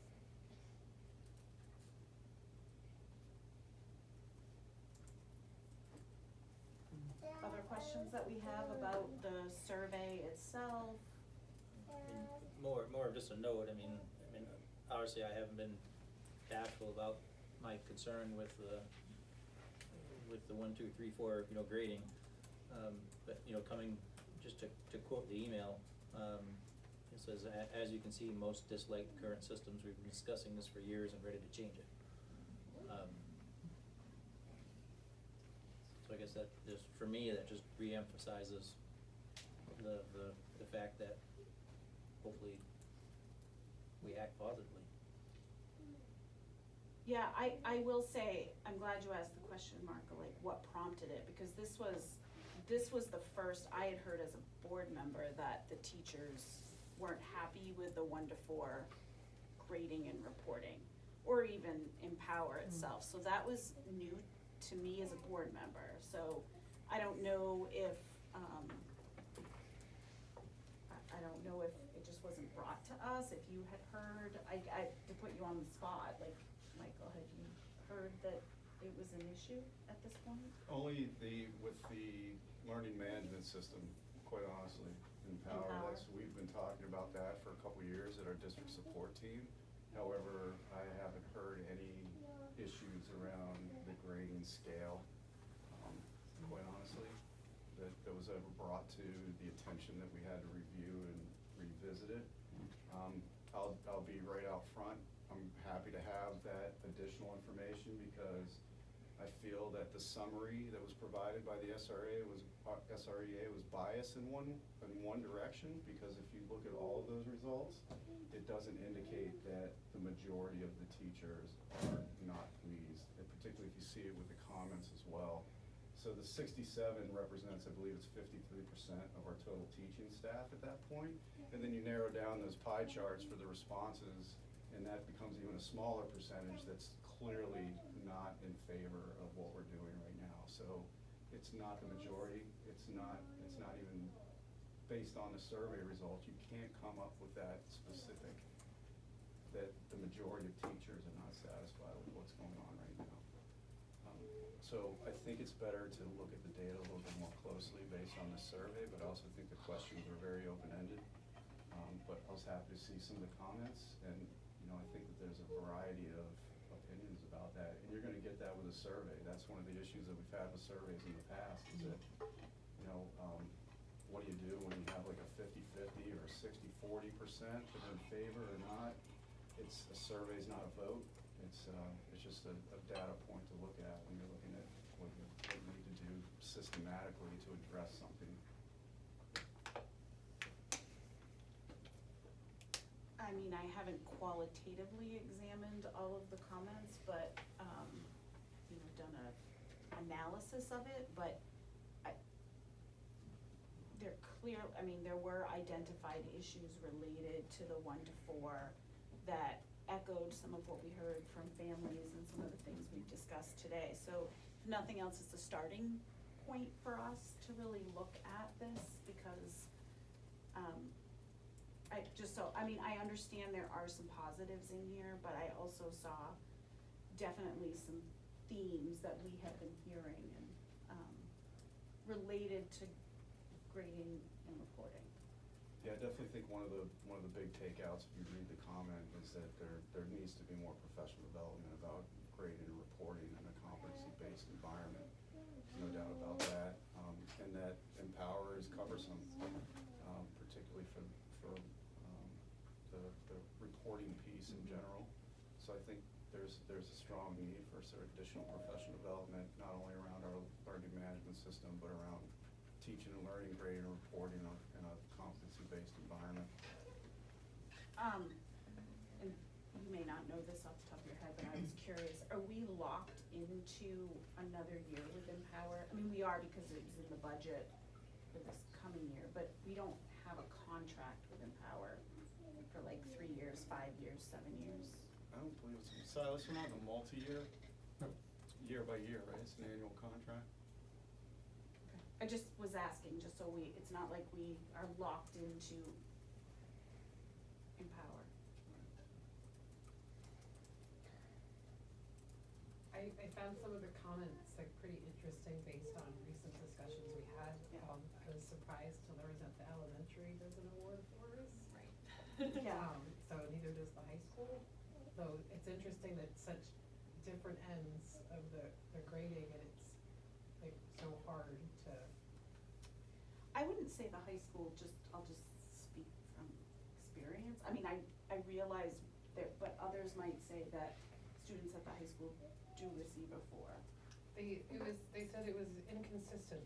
Oh, or I something. 100% agree with the inconsistent, but I There are just, standards if they don't receive a 4 maybe yet. yeah, They're not. Yeah. But they're definitely do it's- receive 4s. right, but I agree with you, it's inconsistent. And at the elementary level, you're focusing on foundational knowledge, and if you look at that 1 to 4 grading scale, your foundational knowledge pieces are the 1, 2, and the 3. So that's one of the differences as well at the elementary level on a 4-point scale. So I'm curious, principals, assistant principals, curriculum director, even Mr. McNabb in the back, but you don't have to say anything. Like, what is your experience or thoughts related to our grading and reporting? I can narrow it down if you'd like, but I was making it open-ended intentionally. That is a big question, for sure. I can offer up, but I would also just like to note there's 68 responses to the survey. Not all 68 responded to all the questions though. So if you look, there's 41 responses to a couple of questions. So just when you think about looking at that data and really Yeah, that's true. quantifying that, you gotta Good take point. that into consideration. It is a big question because when you talk about competencies, you're not only talking about, you know, the grading aspect of it, we're talking about the system that we use. There's a whole philosophy behind competency-based grading, so it's a really large conversation. There have been some issues with the system that we use. It is clunky. There are teachers that struggle with it for sure. And I do agree that more professional development should be there and should have been there as well. You know, for the teachers that have really taken to it and, you know, done their own professional development, worked with other teachers, things like that, and using the system effectively, you know, they do a really nice job. You know, if they're putting in evidence, if they're, you know, working with their proficiency scales, there's a lot to doing competency-based grading correctly and communicating that out. We do struggle with parent involvement with that, with logging into the system. You know, we've tried to increase the numbers to allow parents to see that. You know, but on the flip side, if teachers aren't putting in specific pieces of evidence, that there's not as much for parents to see, other than just a score. So those teachers that use the system to more of its potential, it provides more information for that family or about that student as well. But I do agree, the system, there are parts of the system, like the grade book part of the system that, you know, teachers struggle with. As a parent, Empower is very difficult to use. I could pull my son's final report card, it says it's a progress report. All of the standards would say in progress, like even a week after school ended. Like it's hard to tell what is like final and what is not. That's a good question. I'm not sure why it would say in progress.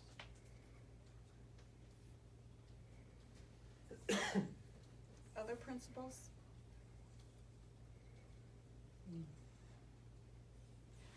Because it's new to me as well, like the survey information and stuff, I haven't talked to my teachers a lot about it. I think my teachers they take pride in all the work they put into it, and the fact that all of our curriculum's been put into one place is helpful for them. And all the work that's done into building proficiency skills has been helpful because it develops a common understanding of what they're supposed to be teaching and kind of levels the playing field, for lack of a better term, across classrooms, create some consistency. There's less talk about it at the elementary school, Yeah. right? It's low stakes at the elementary school. You know, I would share the concern personally about understanding. We used to send home a paper report card that had needs improvement, satisfactory, and commendable, and I think there were, written comments along with that, and so there's still the ability to do written comments and empower, but I do think that I do have that concern and would wanna dig into that piece is what do parents think? Are they just as involved as they were previously or not, and what's the level of understanding of what they're seeing? I personally think they both summed up where I'm coming from very well. As Michael said, we talked about this topic at DST, and we were asked to go back and survey our staff, and CES is very supportive of keeping things as is. In general, that's the consensus I've received. Mainly the topics, these two already talked about, that everything's housed in one place, that they've put in the time and energy to understand it and use it effectively. When new folks are brought in to the team, they work together to get everybody up to speed and on a consistent page with it. It's easier for us to do that as a small team. And Silas and Christine have provided a lot of support via the PLC process or meeting with individuals through coaching process to get them up to speed. So in general, folks at CES, are happy with it and using it to its fullest extent. We definitely agree that we want more family engagement and involvement. I know that when it was new, they had some family nights and brought folks in to help people understand what it is and how it works, and that those were really successful. Obviously, we had those couple COVID years and that couldn't happen, but our leadership team has been discussing bringing that back out again next year, having parent nights and events to kind of educate our parents and help them get up to speed with all these different systems and how they can access the information. Mr. Finch? There's a lot of moving pieces at the high school level, that over these 4 years, it's been 4 years that it's been in practice at the high school. And there's been growing pains, honestly, because some of the questions that probably should have been answered hadn't been prior to implementation. And we're running on a dual transcript system for a number of years and things like that. It was pretty complicated. In my opinion, one of the complicating factors right now is Empower. I think people are really struggling with that. I think it's, teachers have struggled with it mightily, and you're hearing, and I'll echo again, student and parent involvement and understanding. Empower has not helped that, in my opinion, because it's very complex. And so if people had a system that, things were there and it was, pretty clear cut, in terms of what your student got on at which levels, and all the evidence was there, easily accessible, would we have a greater level of parent involvement and student engagement in where they stood? I would hope so. But we've had to, create and then rewrite policies about things like academic eligibility, because the NHIAA obviously is gonna have a say in things like that. So, it's been a big 4 years, and half of that, we were either not at school or we were at school half the time. So, I'm proud of the work that's gone in. I think it, the consistency grows, but anytime you ask about consistency in grading in something like competency-based education, you should also ask yourself, how consistent would it be from one classroom to another in terms of an assessment that gets passed in? Is this an 85 or is this an 86? Whereas in a competency-based education environment where you have proficiency scales, where you have specific standards, those are defined.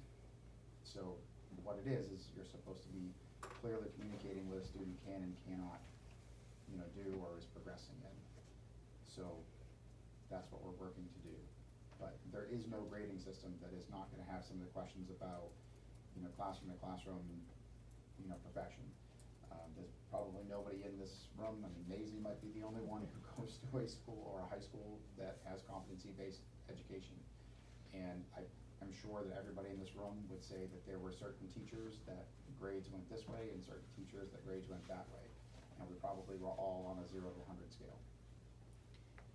So it's a So, work in progress. I think, so, I'm not doing a good job facilitating, and I recognize that, but I think that I'm also going back to grading and reporting, because we definitely talked about the competency piece. I think the hard part is what we heard from some of the students and what we saw from some of the teachers is with competency, particularly at the middle and high school, but particularly the high school, an 85 and an 86, or if passing is a 63, right now, it's a, I guess, 2.5 to 4, right? So the bands are really narrow. So you can't, what's the high standard? Is the high standard a 3? Is the high standard a 4? Mr. McNabb could grade one way, somebody else, he may have something, sorry, you get picked on because you're in the back room, right? So, and then another teacher defines a 4 differently. So I know that was part of our discussion last time is not so much the competency, but how do you get a measurement so that we continue to have those high expectations that Randy was asking about, and to make sure that we're providing that for students as opposed to we're all shooting for passing at 2.5. So that means 2.5 to 3, which there's not a lot of room in 2.5 to 3 if you think about how people are grading. I think the difficult thing though is a 2.5 to 3 as a number seems very small, but in the course of a class, that is a significant difference. What a student is demonstrating and whether they are proficient or they're working toward it, or they can only do some of the work with assistance to get there rather than doing independently. That is something that a student can demonstrate on a very consistent basis. And so it's not just half a point. It sounds like it, but. Yes, if everybody's, and I know I'm pushing and I get it, but if people are grading on a competency-based way, that 2.5 is the same across the English department, across the math department.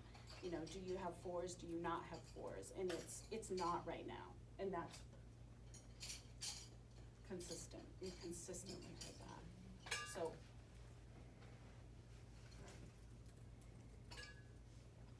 So that, just so you know, as when we looked at, if you saw the notes for the middle and high school, we're very concerned about the inconsistencies across, and do parents understand that a 2 in the middle school is not, I guess it's not passing, because it's not, I don't even know what's passing for middle 2. school. Okay, a 2. Whereas at the high school, it's 2.5. So how do we know, as parents or community members, how are we explaining our grading? How are we making sure the teachers understand it so that we can continue to have those high expectations? And I'm just concerned we're not. So people know where I'm coming from.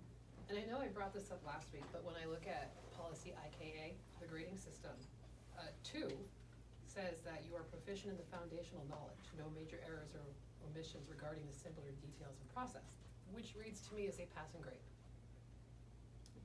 So this reads as a 2, as a passing grade, but I know that to earn credit, you have to have a 2.5 and no individual one below a 2. So and then a 3, it says it's complex knowledge. So to your point, like what is the difference? So, and they're more complicated when competencies were rolled out at the statewide level. The expectation and understanding was, what you're describing was to be a 3.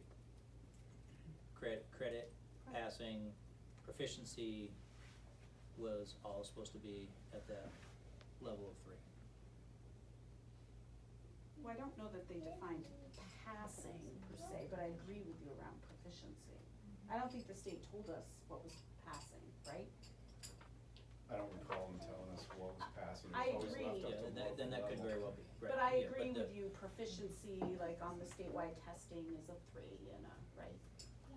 So that was back in 2006, when that was rolled out Right. originally. And the intent was described, but the logistics behind it were never provided, just like we did with many statewide initiatives.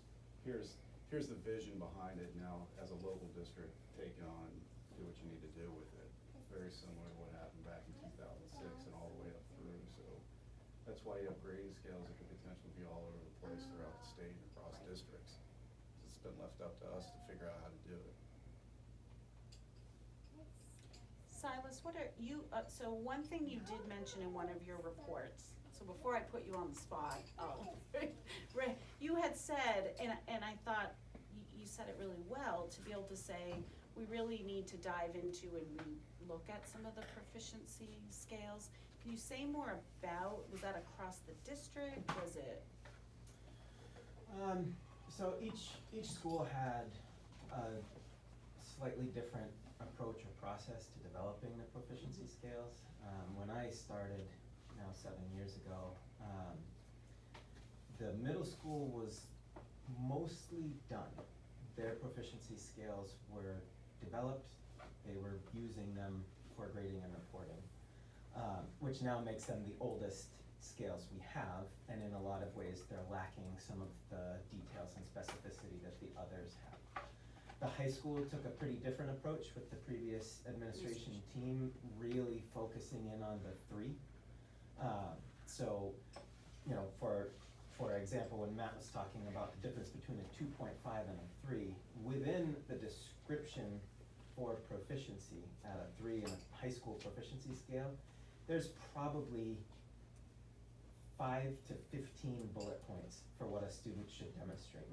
And if they're getting a 2.5, that means they've done some of those, and I think at some point we tried to specify half, but they're not doing all of them. And so that difference from, okay, I can do 7 of 15, now I can do 15 of 15, that's a big difference.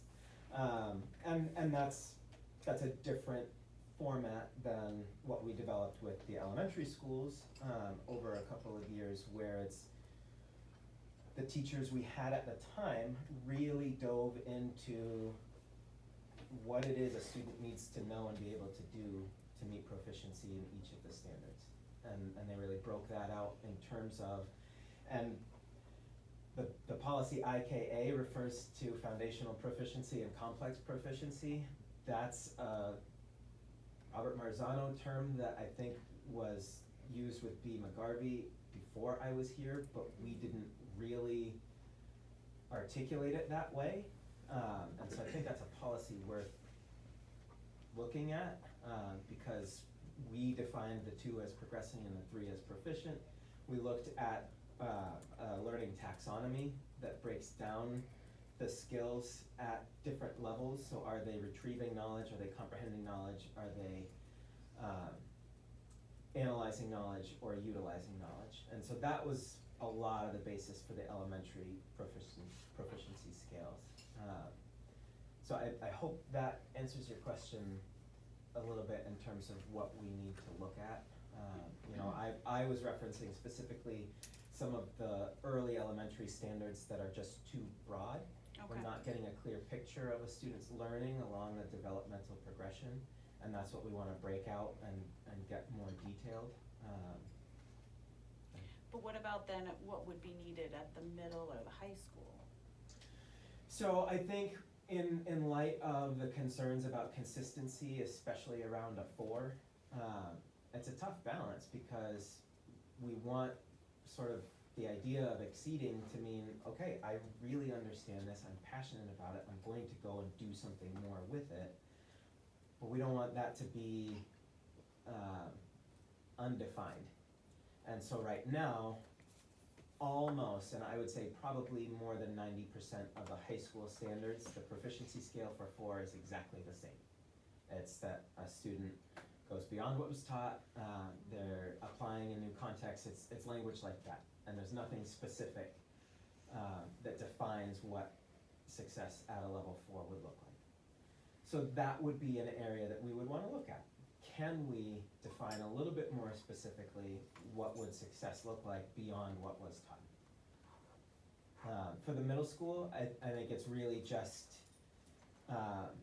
taking what's there and doing a little bit of reformatting and adding in more about conceptual knowledge. There's a lot of I can statements in there, which are great when we're talking about applying a skill, but they may not really get at the heart of what does a student need to understand. So that's what I see.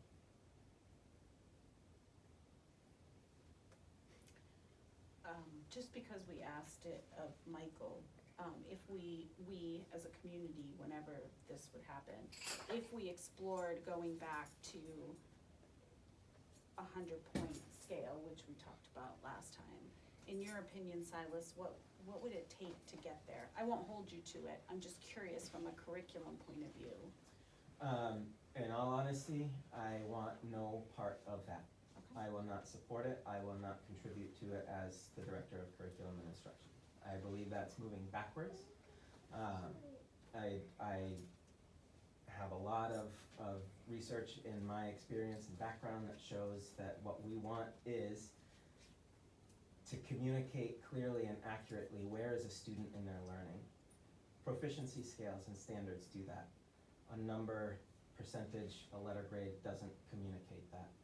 We want consistency. We can talk about objectivity, but the truth is nothing's really objective. What we want is a consistent measure, a consistent success criteria that all teachers are applying. Well-developed proficiency scales do that.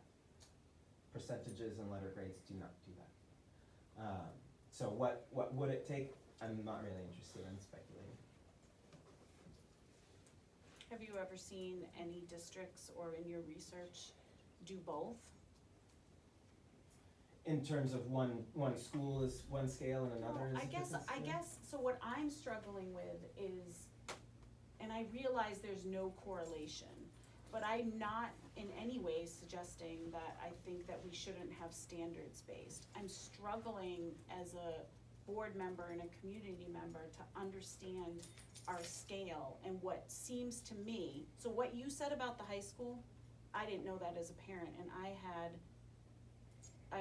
have a senior going into a senior year, and I have one who graduated in 2022. That's a problem, like that we don't know, and I would argue, no one's ever communicated that to me. I don't know what that means for us, but I don't see kids getting, so there's this whole disconnect. So much as I understand what you're saying, I think the larger piece for us is, I don't know how we can get at, have you seen anything where it's standards and proficiency that translate to wider bands? I don't know how to describe it. I've seen schools, districts, even states in some ways try to tackle that sort of translation problem. If you look at it as we're defining success and that's how we're going to assess and evaluate students, but then the reporting piece becomes how do we translate what we've determined based on evidence into something that a different audience, whether that's parents, colleges looking at transcripts. I've seen people try lots of different things. Okay. To varying levels of success. But I think that's a question worth looking into, is how do we make sure that, again, if the goal is to clearly communicate where a student is at in their learning, and saying they're proficient or they're a 3.5 isn't doing that, then that's something that we need to look at and get why does it have to be so complicated to get a grade for a child? Why? Why does it have to, I just don't understand. Like when I went to college, you had the 100-point scale, and then when you graduate, you have a 3.5 GPA. Couldn't we do something like that if you wanna keep your 4-point scale? I mean, that's one of the reasons I took my kids homeschooling. This school, I don't think it's a measurable thing. Like my daughter was going downwards because she's like, what am I getting? Cause she's a concrete thinker. That 100-point scale, she looks at it as like money. So like her homeschooling group, she meets 3 days a week. She's like, I got 100. I know what, I'm good at this, I got 100. She gets a 60, she's like, I failed, I have to work harder to earn more, to do better. She's more confident that way. This system, she's like, what the heck's up 2.5? Is that 60%, 70%, 80%?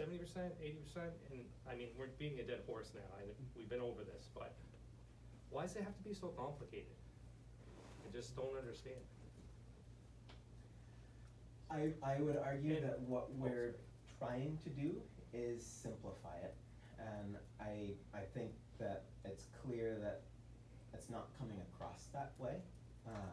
But I would hope and encourage and do whatever we can to keep the professional learning going so that what I always talk about is the teacher, the student, the parent need to know where am I in my learning and where do I go next.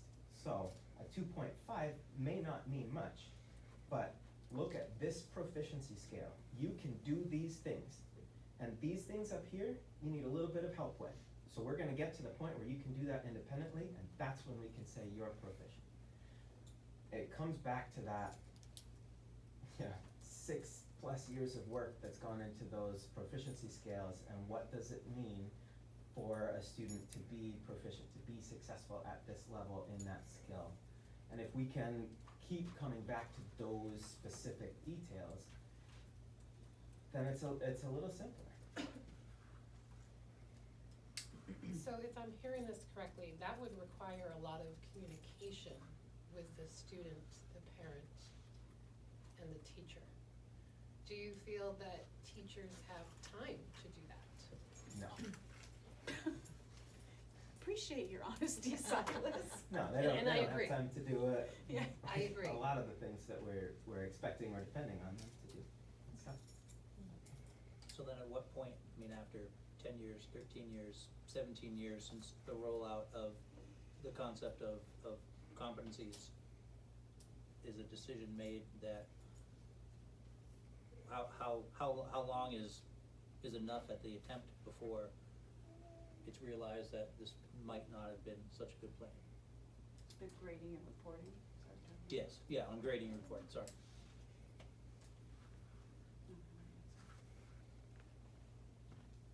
I think we're getting caught up, I hear the entire conversation's about numbers. Do we do 1 through 4, do we do 0 to 100? It's not about that at all. It's about skills and what skills kids understand. It's about language that kids and parents and teachers can understand. And I mean, I have first graders that understand their proficiency skills. The teacher goes over it with them, they talk about the different levels, 1, 2, 3, but they talk about what they need to know and be able to do to work their way up. And we use a mountain analogy, so they work their way up the mountain. They talk so little about the numbers. They talk about the statement of skills and knowledge that kids need to be able Well, I to do think or the understand. hard part with that is that the numbers are the only things that parents see. It's the only consistent thing throughout their child's education. So as you go from school to school, and you start with, numbers are used for one thing, and their parents aren't having those conversations with the teachers about proficiency standards. If your child is struggling, you get a parent-teacher conference. If your child is not struggling, you don't get a parent-teacher conference unless you specifically ask for one and push through it. But I think that we talk a lot about numbers because it's the only common thing throughout. Yeah, that's what our society's based education on, right, in the past, but I would question whether that's the right direction to head in.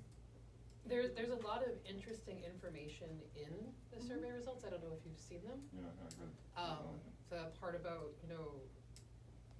homework and allowing children to do it all year, that we're setting them up to be mediocre. We heard comments from parents last school board meeting that provided written statements from their alumni that felt as though we weren't setting them up for success with how we've done things with, in regards to that. So there's a lot of Yeah, all different- conversations to be yeah, had. all different topics, right? Yeah, I mean, I feel like the comments themselves, just reading through those, highlight that we definitely have, Problems. well, or not enough buy-in. I mean, Right. one way or the other, like, if, we're never gonna have 100% buy-in on anything. Right. But I do True. feel like we have a number of teachers that are struggling with what we're doing. And I do feel that, I mean, with only 67 teachers responding out of 124, I do feel like that's not necessarily going to give us the whole picture. Correct. But it definitely, the 40 that did reply in comments, there were a number that didn't understand, I think, what we are doing and how we are helping our students to be successful. Going through as a parent as well, I think that it's been different from middle school to high school and Right. understanding it. And I feel like I'm an involved parent, so if I weren't an involved parent, I think it would have been more challenging.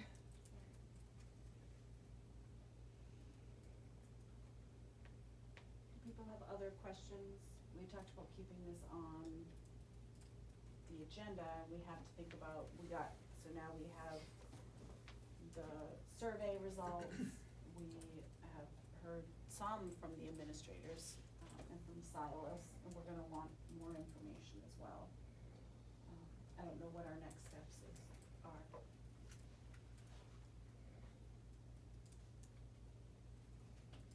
I'm just curious what the direction, where we are going with this. Like, we Right. keep talking, I feel like, I watched the last meeting, I didn't, wasn't here to participate, but I did watch it. Feels like the same things are, like,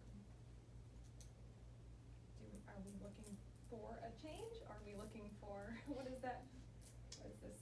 Well, I think that's a conversation to have with the full board is present, like what our goal here is, like, we're gonna keep having the conversations, they're on the agenda, but like, what is our focus? Like, are we looking at specific things, like, do we need to, well, 'cause we are gonna continue to have very similar conversations. The survey results contained a lot of information we talked about last week that we didn't have this information for. Things that we said, but where, like, what is our goal? And I think that's a conversation for when the full board is That could be the present. next conversation, cause everything that existed tonight basically came out of the Yeah. survey that was taken that we didn't know existed at the last meeting. So, I mean, I guess that would be a good segue at the next meeting, is to determine what the path is. So I won't be at, which is fine, I'm not at the July 25th meeting, I'm in a work conference. How dare you. I preferred to be here. Well, I think this conversation is done before when everyone is present. Yeah, I also think, I'll just say, I am not interested in, I don't want us, I know we can dictate, but I actually want to find out about the buy-in. I wanna know more, I wanna hear what families think, I wanna know more from teachers. I mean, that's where I'm at, because I think we only have a slice of anything, but, That's why I think you wrap it in the strategic direction process. What direction does the school community wanna go? And if we have this as a standing agenda item, I hope the board doesn't expect that the entire administrative team that's here tonight is gonna attend every meeting. No. I don't think that's. No. I wouldn't ask of No. that. I don't. I do.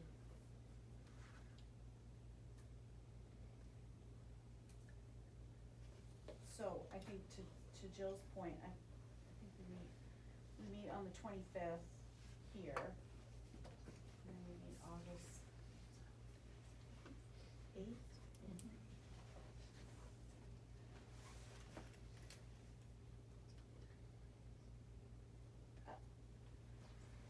So we talked at the last meeting about wanting more buy-in, wanting more information. Right. We did receive a slice, not Right. from everyone. Maybe, and I know you're not gonna be here the next meeting, but maybe we talk about what information we are What we looking to want. get, who we want it, and what avenue it is. Yeah. So to your point, if we wrap it up in the strategic direction, What do we wanna know? like what do we wanna know, like what audiences, like kinda just talk about maybe what additional information we are looking for. So I'm fine with that. I'm gonna write families, teachers, students, Mhm. and I'm gonna put Michelle wants. I just, yeah, I think that we have to figure out what we're, like, what do we wanna know? Yeah, we have to narrow our focus a little bit. In order to move forward, and I think regardless of the direction, personally, I think it's gonna give us good data, or data, I don't know if it'll be good or not, but data in general around to use whether we stay with what we're doing, or if we decide to do something different with grading and reporting, we'd have that, I mean, either way, we're gonna have data.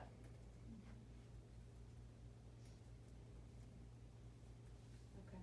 Add administrators to your list. Oh, of course. Thanks, Randy. I knew I thought that. Okay.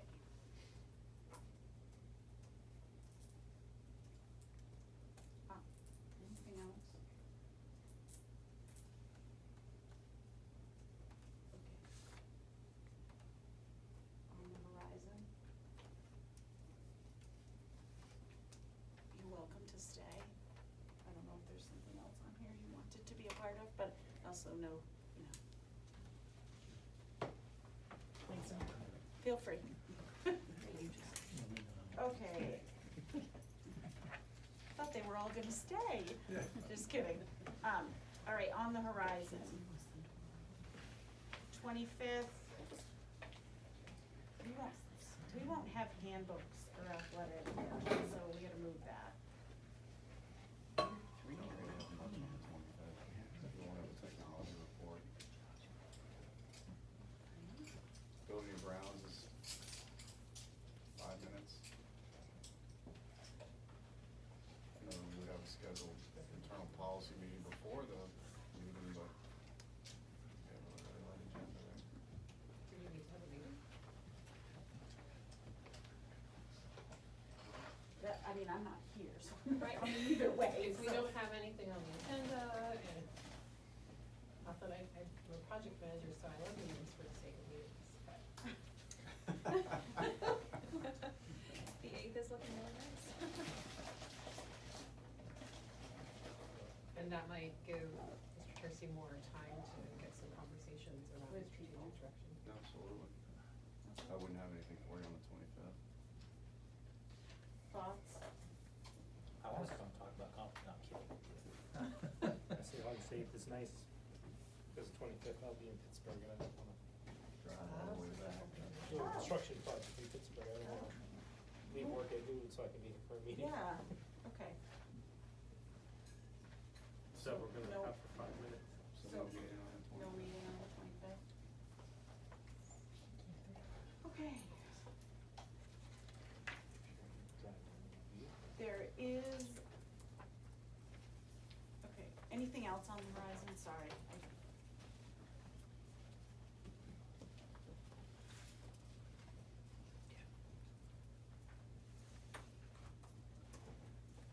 Will we have the bus schedules by the 8th? Or is that gonna be more, I thought it was like later in August. Yeah, they do come later, I'll talk a little bit about that on my update. Oh, Okay. Cause I'm looking at the 22nd. yeah.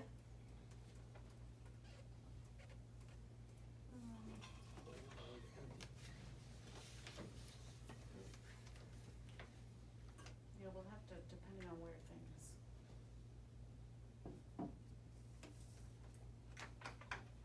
Okay.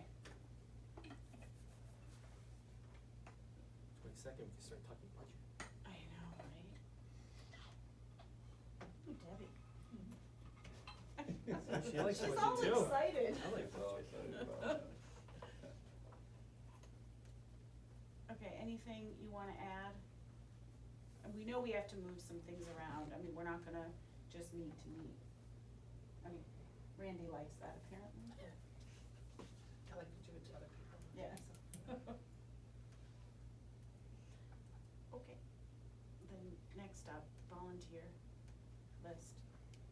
So this is the time of year you have that very Yeah. extensive list, as the notification goes out to all families, as well as all of the employees sign their volunteer affidavits as well. I have a question. Mm-hmm. Why do we do this? Like, they're vetted through background checks and fingerprinted, so why, is this like a, Cause things can change. Things can change within a year. okay. Well, Covers us liability wise. I will say, it's not required, you had told us before, it's not required for board approval. It is not. So, just to get to your point, which is, board approval of the volunteers are not required by law. Why are some of them Nor in our highlighted? policy. Huh? Why are some of them highlighted? They're conditional, waiting for background checks. Gotcha. I missed that. So, Make a motion to accept the volunteer list with the noted exceptions. Second. I hope you didn't. Jeff's been on the motions tonight. I know, Jeff. Roll. Sean gets that. Yeah, Sean's not here. yeah. And can we say noted conditionals, not exceptions? Oh, yes. Whatever it is, Deb, you know what it That's- is. Well, I'm not doing the minutes, so. And the minute's already saying noting conditional Okay, approvals. well. There we go. Good job. You did say that. Exactly what I said. Okay. Any additional discussion? Okay, all those in favor of the motion as presented, do so by saying aye. Aye. Opposed, abstention, motion carries. Michael? So summer school's off and running. It's nice being at the middle school. We have over 30 kids that are participating, that started this past Monday. But we've been running summer programming since school's been out, so it's been great. But this officially extended school year started on Monday, and we're off and running, which we're really happy about. It's nice to have students in the building, quite honestly. To the note of the bus route, so I reached out to First Student and requested, this was based on Randy's idea, that the Canterbury bus drivers get together to review their routes to see where we can really try to minimize the amount of time students are on the bus. So I asked them before we publish anything that the drivers look at their routes, and that's across the board, quite honestly, to see how we can make adjustments so that students aren't on the bus for an extended period of time. And I requested that once they do that, that I have an opportunity to meet with them to discuss it before we present anything to the board. So I asked them to do that as And they well. said yes? Yeah. Well, I should say, their manager said yes, which I would anticipate that she's gonna reach out to them in order to do that. So I'm hoping that they do.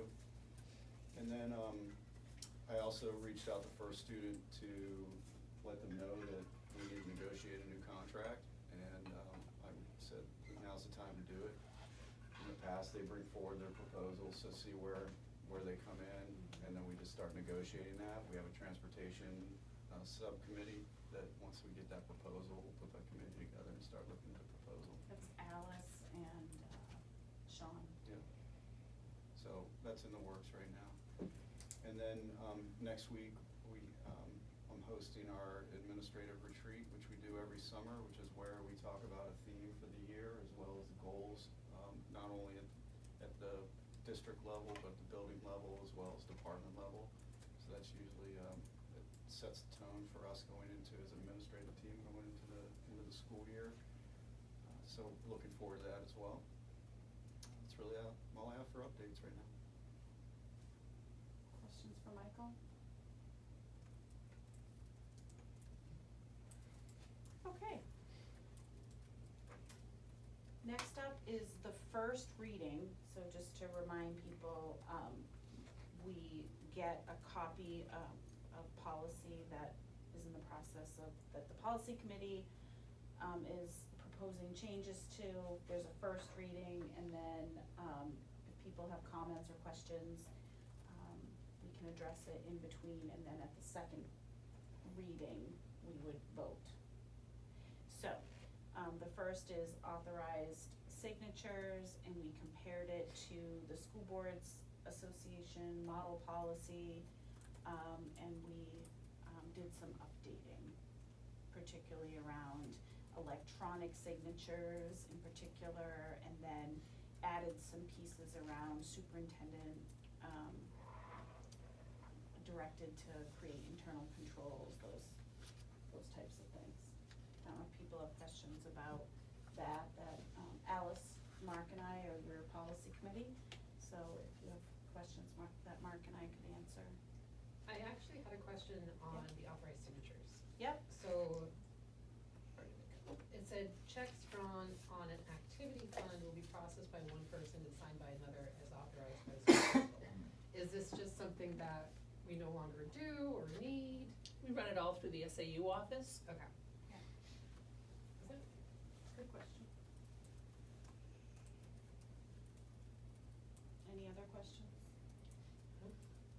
Okay, and then next is related to the bonded employees and officers. And we're recommending a change there because everybody's bonded, right, Debbie? Mm-hmm. So instead of calling it out, that's the reason for the change. Any other questions? Okay. All right, so that's not up for action, that is, just is.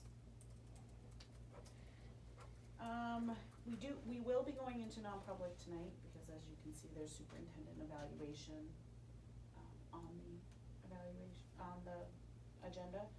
But if people I'll recognize the resignation in public. And then we have fall sports coach nominations as well as CES, physical education teacher. We can approve those in public if we'd like, unless people have questions. Thoughts? Make a motion to accept the nominations for fall sports coach nomination for the CES physical education. Second. Any discussion that can happen that is of a non-personnel nature? Okay. All those in favor of the motion as presented, do so by saying aye. Aye. Opposed, abstention, motion carries. Okay. Public communication and correspondence? Nope. Okay, then I can entertain. Make a motion to go into non-public.